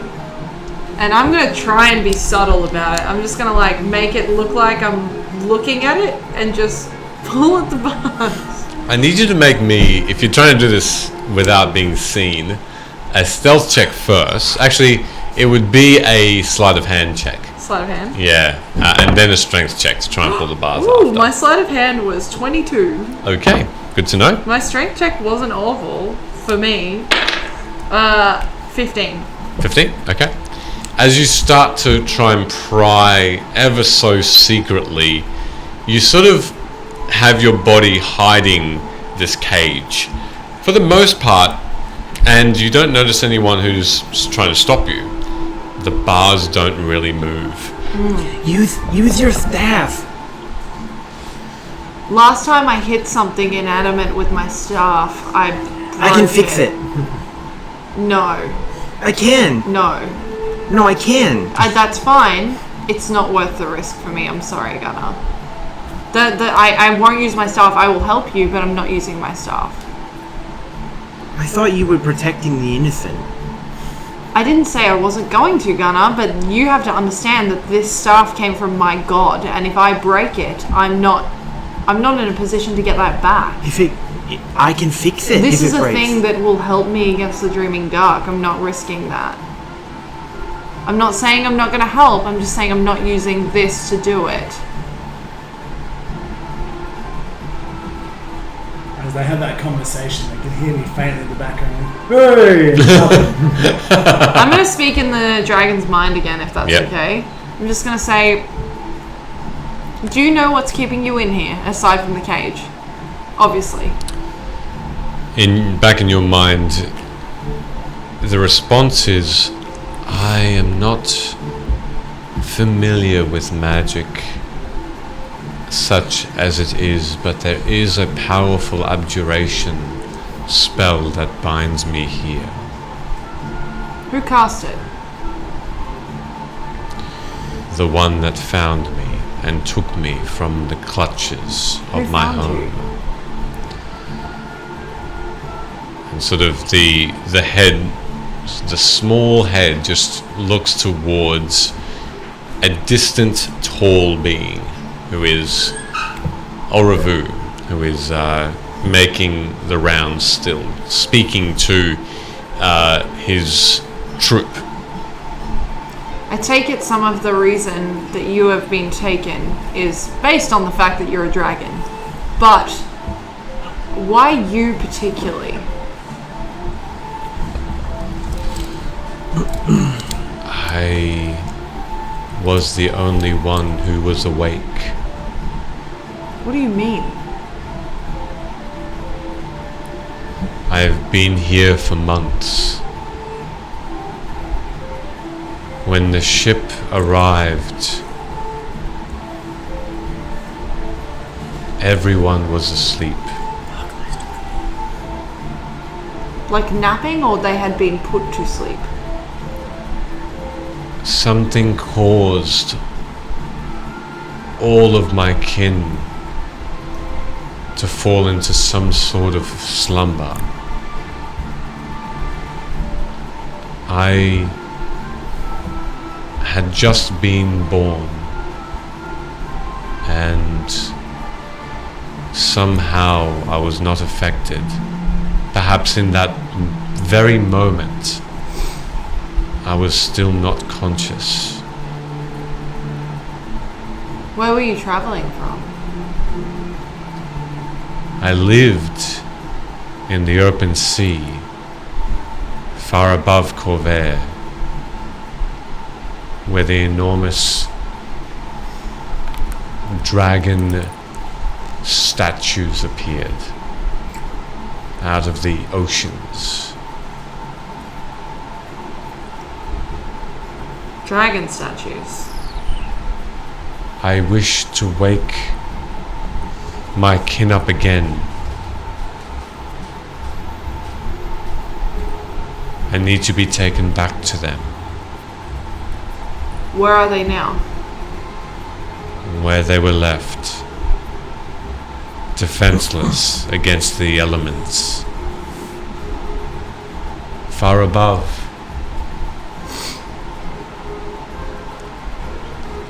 where you would call Karen Bay, but further east, towards the ice. Have you heard of the byways before? I am young. I'm sorry. I'm also quite young. Not you young, but young. Sorry. Fuck. Mror, what are we doing? Hold on, Gunnar.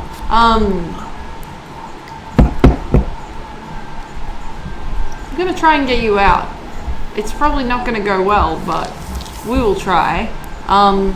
I also know what it's like to know that everyone you care about has been put to sleep. And to try and wake them up, so if I can help with this too, I will. I will do what I can from here. You can't do anything at the moment. Are you restrained in any way? Like, can you... You can see that this being starts to move around now. These very small wings enlarge, and there is movement there, yes. Okay. I'm gonna look at Gunnar. Sorry, I was just speaking to the dragon. Yeah, I kind of figured that. Yeah. So, a couple of things. All of their family is like sleeping right now. Yeah, they said that to me as well. Okay. That's good. I think this Consistent. is I think that this is the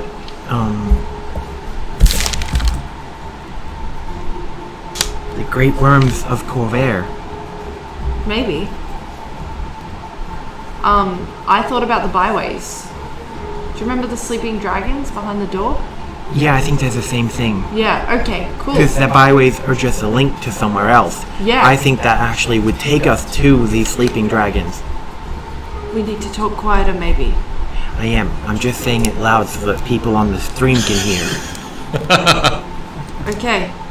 I don't know what you mean, but sure. One day, when you're older, I'll tell you. Ironic coming from you. I'm older than you. That's a lie. Physically, I've been around longer than you. That doesn't make sense, you're 9. Yeah, I know. It's an oxymoron. Okay. Oravu seems to be the one that's trapped this dragon here.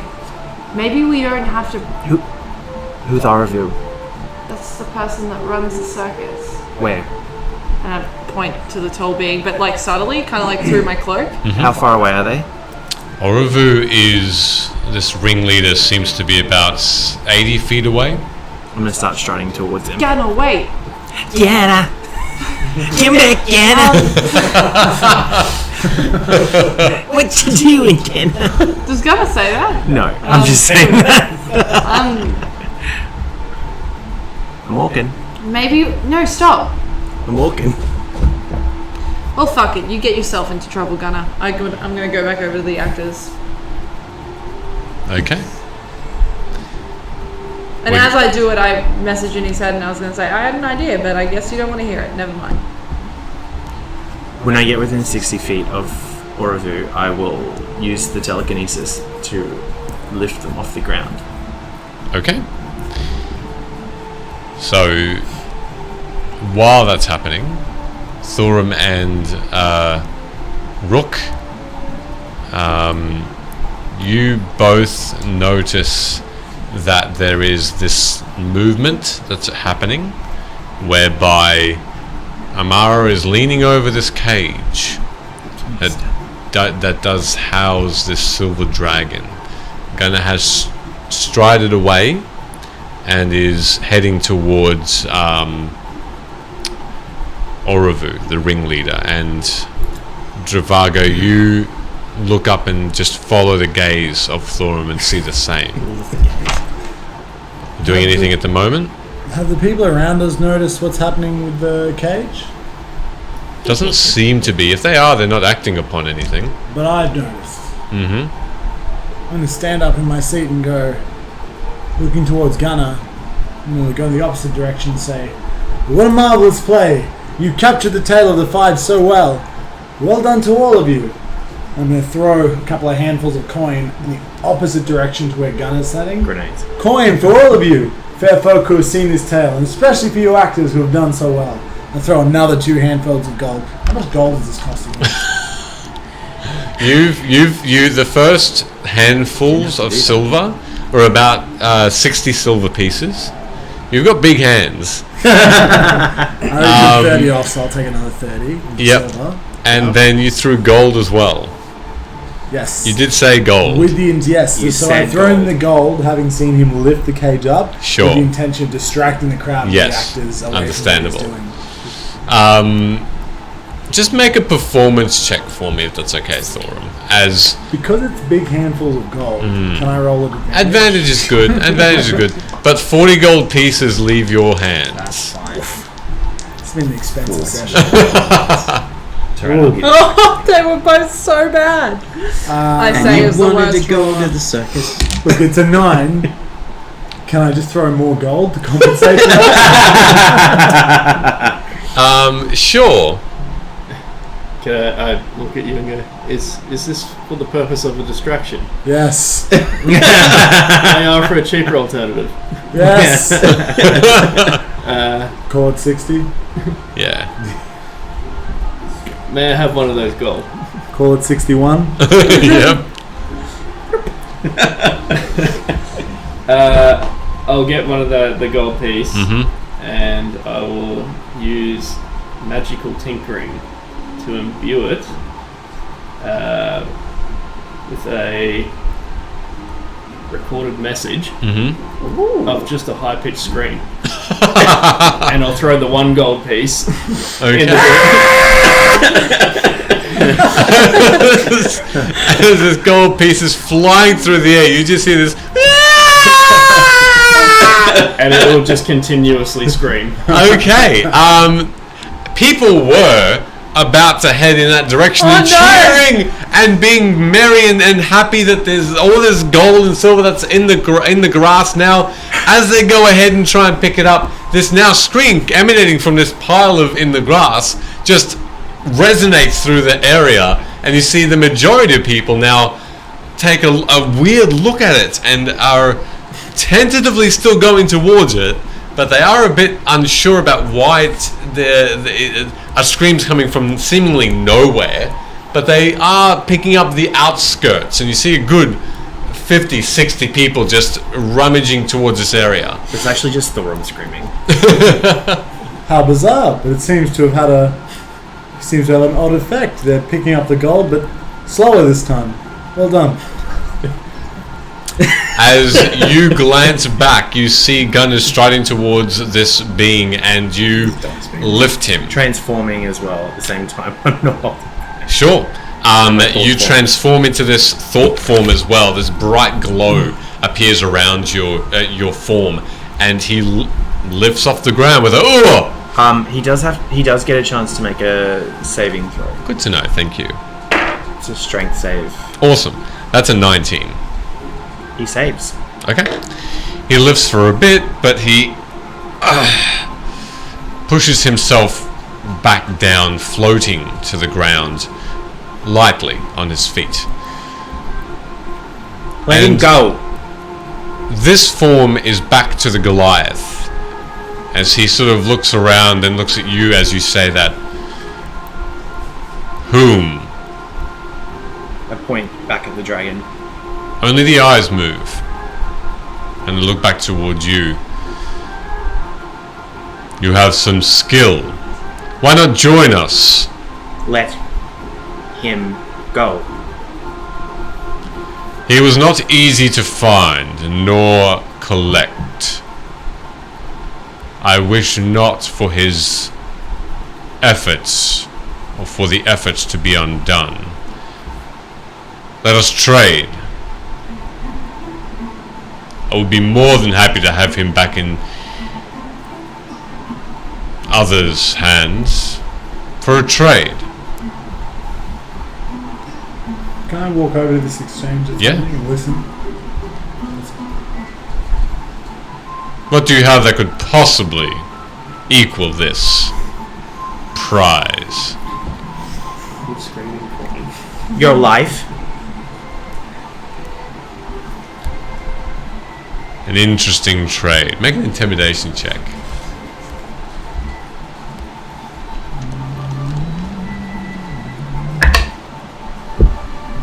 18.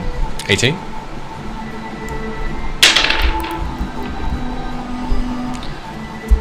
This hand goes over the face, and with a billowing smoke of grey in its place, this visage of this freckled, dark-skinned woman with this raggedy black hair. My life. Well, an interesting offer.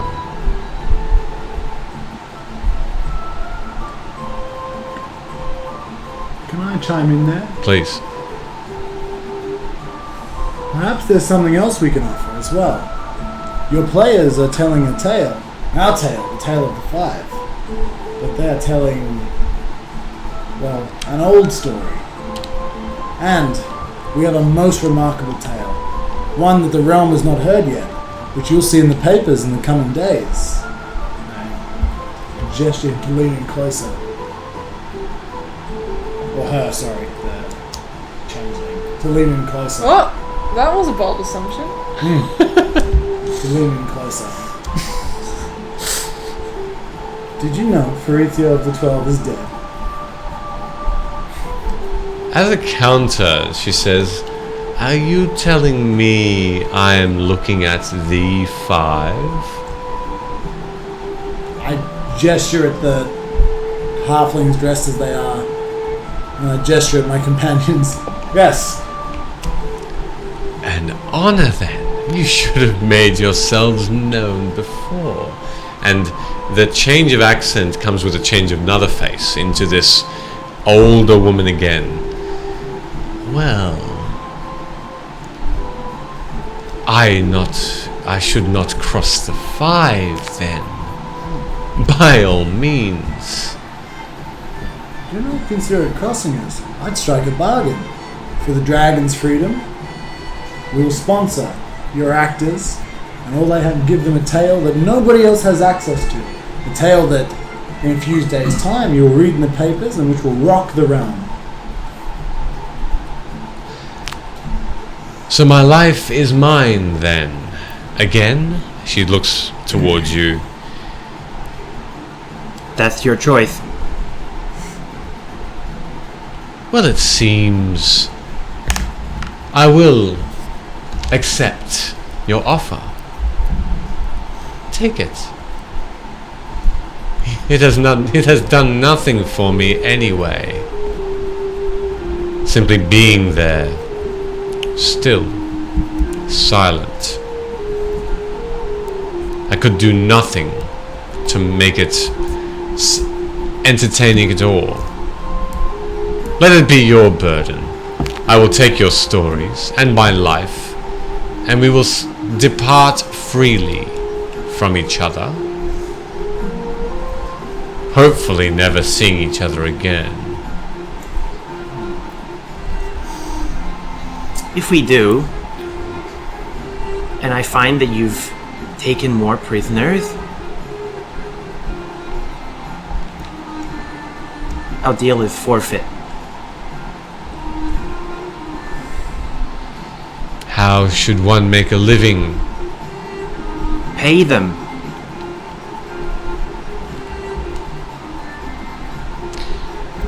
Well, the deal has been struck.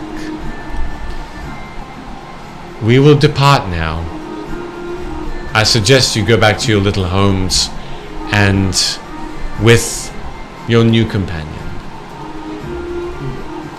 Before you leave, I must provide you details of this story, the way that your playwrights would tell it, and I have a particular conclusion in mind. And what would this be? What would you like us to enact for you? Could we all check our posture and have a drink, please? My posture is great, and drink I shall have. Thank you. The tiniest little sip left. Cute. For the sake of brevity, It was warm. I relay a shortened version of the events I relay the events that I wrote in that letter to House Sivers. The death of Rizzo, how he sacrificed himself for the realm, fell into the lava, the battle with the dragon, how we were so close to defeat but managed to rally and then defeat this dragon in his name, the sad scene of mourning. And it ends, this play, and it's very important that I mention this to this lady. Every city and village you end with ends with a call to action. That every single person in the realm knows that the five are marching north to fight the Lord of Blades. And And any who wish to join them, now's the time to go. And however much gold you need to make that happen, that is the nature of sponsoring performances. Well, a message to be delivered as well. One in your names. And you see the mask change again to be this old man. Oh no, not in our names. In the name of the king. Is that so? Yes. You will see it in the papers. If you doubt a word we say, you'll see the news break. Because you've had it first. What an advantage that is. Very well. You sponsor us. Yes. How much will that cost me? How many performances would you have us? Every town and village you cross through on the way to Shan.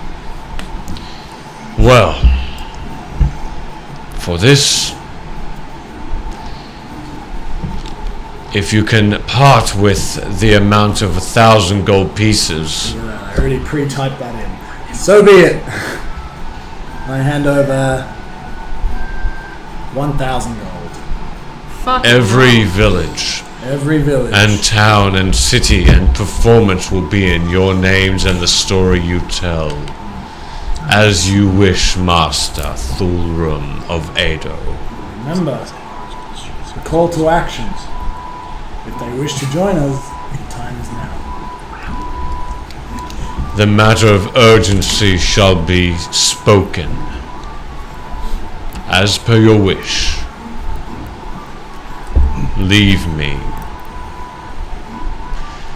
Let us depart with this booming voice, this old man of a ringleader commands it. As you see before you, the shops start to close, the caravans start to clean up, the fireplaces put out, the foodstuffs put back into their respective caravans. In the matter of about 15 minutes, everything is as it was when they first arrived. But in that 15 minutes, what would you like to do? As you see that the packing up is now being done in earnest.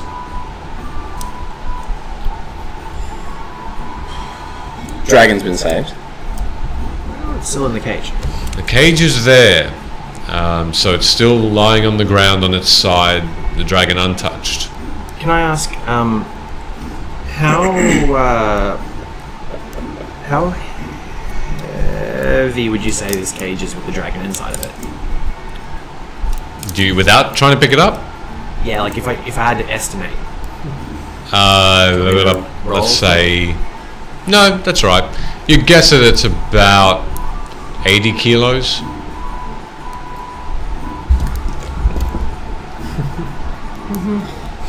Kilos to pounds. Yeah. 200 pounds, I think. It somewhat ends up You say being. 200? Yeah, about that. Okay, I can probably just do. So I'm gonna take a moment while they're packing up to start casting Tensor's floating disc underneath it, and I'm going to lift it up. Okay. And it does.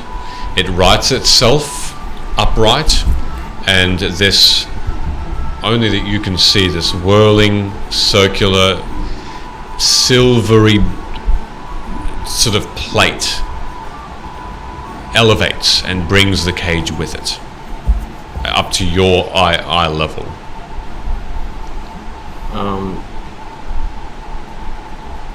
Cool. I'm gonna start walking away. Okay. As soon as that's done. It follows you. Back towards the manor. I'm gonna try and find Regav Sel.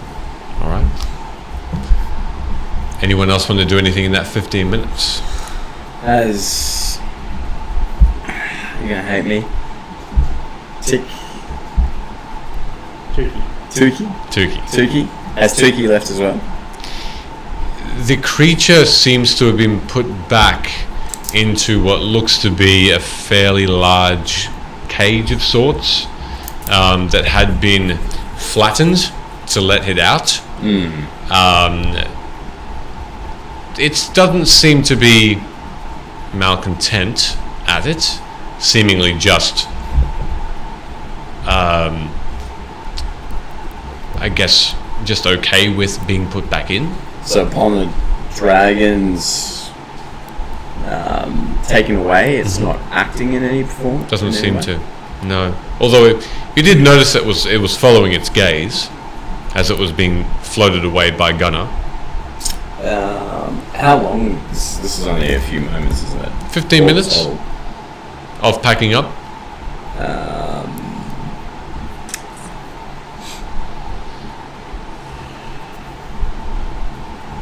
Okay, that doesn't work. It's only 10 minutes. I look over at Tuki. I guess seeing him go back into the cage, and slightly confused about the situation, knowing that I thought that they were going to act when the dragon was taken, and I'm just waiting at the moment. Okay. Nothing untoward seems to happen. No one seems to be going after the dragon. You did observe that interaction though between Thorum, Gunnar, and Oravu, so you have an understanding that there has been a trade of sorts, and that gold was exchanged. But Tuki goes back to this cage, and this small child seems to be accompanying it. So can I ask, when I was making my way down to Gunnar, I never made it back to the cage? No. While the transaction was happening? No. Okay, well then, yeah, I wouldn't do anything then. Cool. All right. Just gonna look over at Thorum as they're all packing up and be like, is this what all of the circuses are like? No, the ones in Kabara, sometimes they have. Fairy floss. Yeah, sometimes they have fairy floss and clowns. Okay. That was weird. It was weird. This is not a great circus, but it will serve our purpose as well. Okay.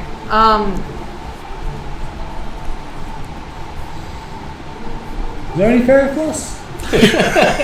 There were some stalls that had some floating sugars, yes, on sticks.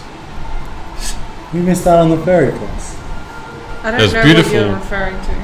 It's like sugar on a stick. Fairy floss. You doing anything, Dravago? Seems to have picked up a nice cage there. It's a shame there's a dragon in there. It won't be for long. Just keep walking. Okay. I'm gonna say really quietly under my breath, "Gun is in a stir." Isn't he? Yeah. So gun is in a stir, but under my breath. All right. Well, if that's all everyone's doing in that 15 minutes, the caravan starts to leave the confines of your home, and fairly quickly it seems to then disappear around a corner of, or between trees in the forest, along a small path, the Brillish guard continuing to guard them and following suit. All the fireplaces cleaned, and it disappears in the distance as Gunnar, you're floating this dragon, and you are all just within the walls of your home in the main front courtyard. As I'm walking, I just want to talk to it and ask it, what is your name? Criverither. Okay, I'm not going to ask you how to spell it, but I'll ask my DM later. Don't worry, I'll have you out of here soon. I appreciate the gesture. I am aware of events that are taking place around Corvair. I hope I can be of assistance to aid in the undoings of the evils that are occurring here, with the help of my kin. We're gonna get you back to them. I promise.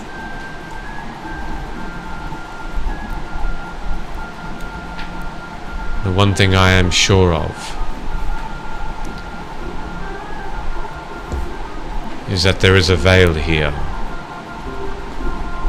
Something that hides the gazes of those that live from the true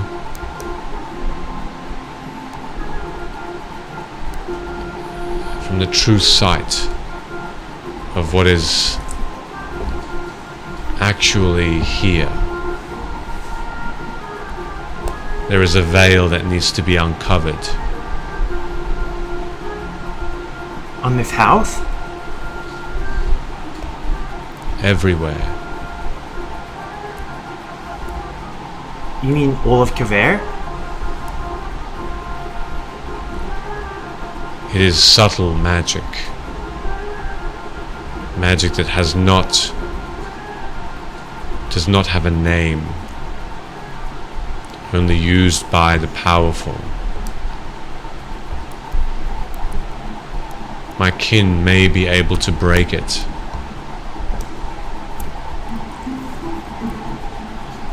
But to aid you, and it closes its eyes for a moment. And as you watch, as though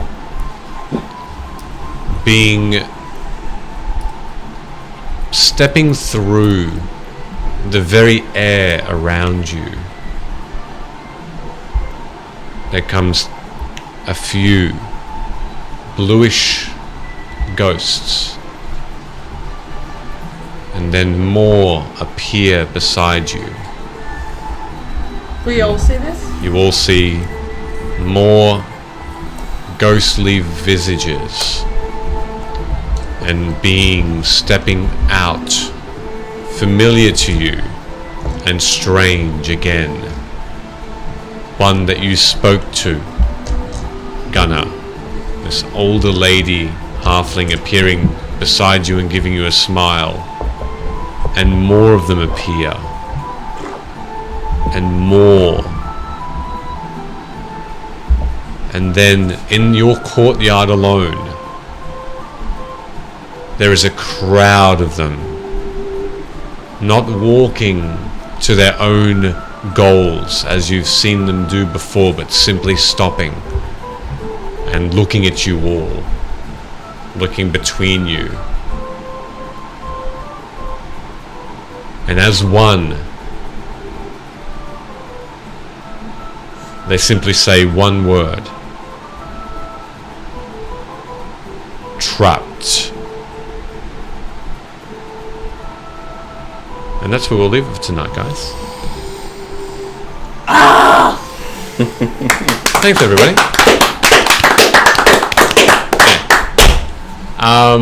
Thanks, everybody, for coming on and saying hoy. Congratulations again to the winner of our giveaway. And yeah, that was fun. I enjoyed that. That was a good RP session, I think. Hopefully everybody had a good time. As we're just before we finish, can I do one last shout out? I totally forgot to do. Please. I know I've shouted this person out a couple of times, but I'm gonna shout out Banshee Workshop again for her dice. I know I shouted her out last week, but Ash is her name, and she And dice are her game. Oh, yes. But she has just all of those dice I was talking about that are really fucking cool. Are all 10% off at the moment. Oh, sweet. So I bought a set. Surprise, surprise. And then I also bought some for Rook as well. So they're in the mail. They're very at the pretty. moment. Nepotism. They I'm literally, looking forward to last time I seeing ordered them, them, they came in 2 days. So like super, super quick. You can get some singles for as low as like $27, really cheap. Wow. And some full sets for around $59 upwards. Singles in your area, guys. So. Oh my god. Better than Cinder. So her username is Banshee Workshop on Instagram, and you can head to her Etsy through there. She doesn't have a Twitter. Yeah, That's nice. Banshee with 3 E's. BANSHEE. Except her Instagram doesn't have that. Teamwork. The more you know. The more you know. If you want to see more cool content like that, follow us on TikTok. Oh god, TikTok. Yeah. It's Fate's Grip. Oh god. With that, thank you everybody. Have an amazing night, and we'll see you all next Tuesday. Catch Thank you guys. you. Thank you so much.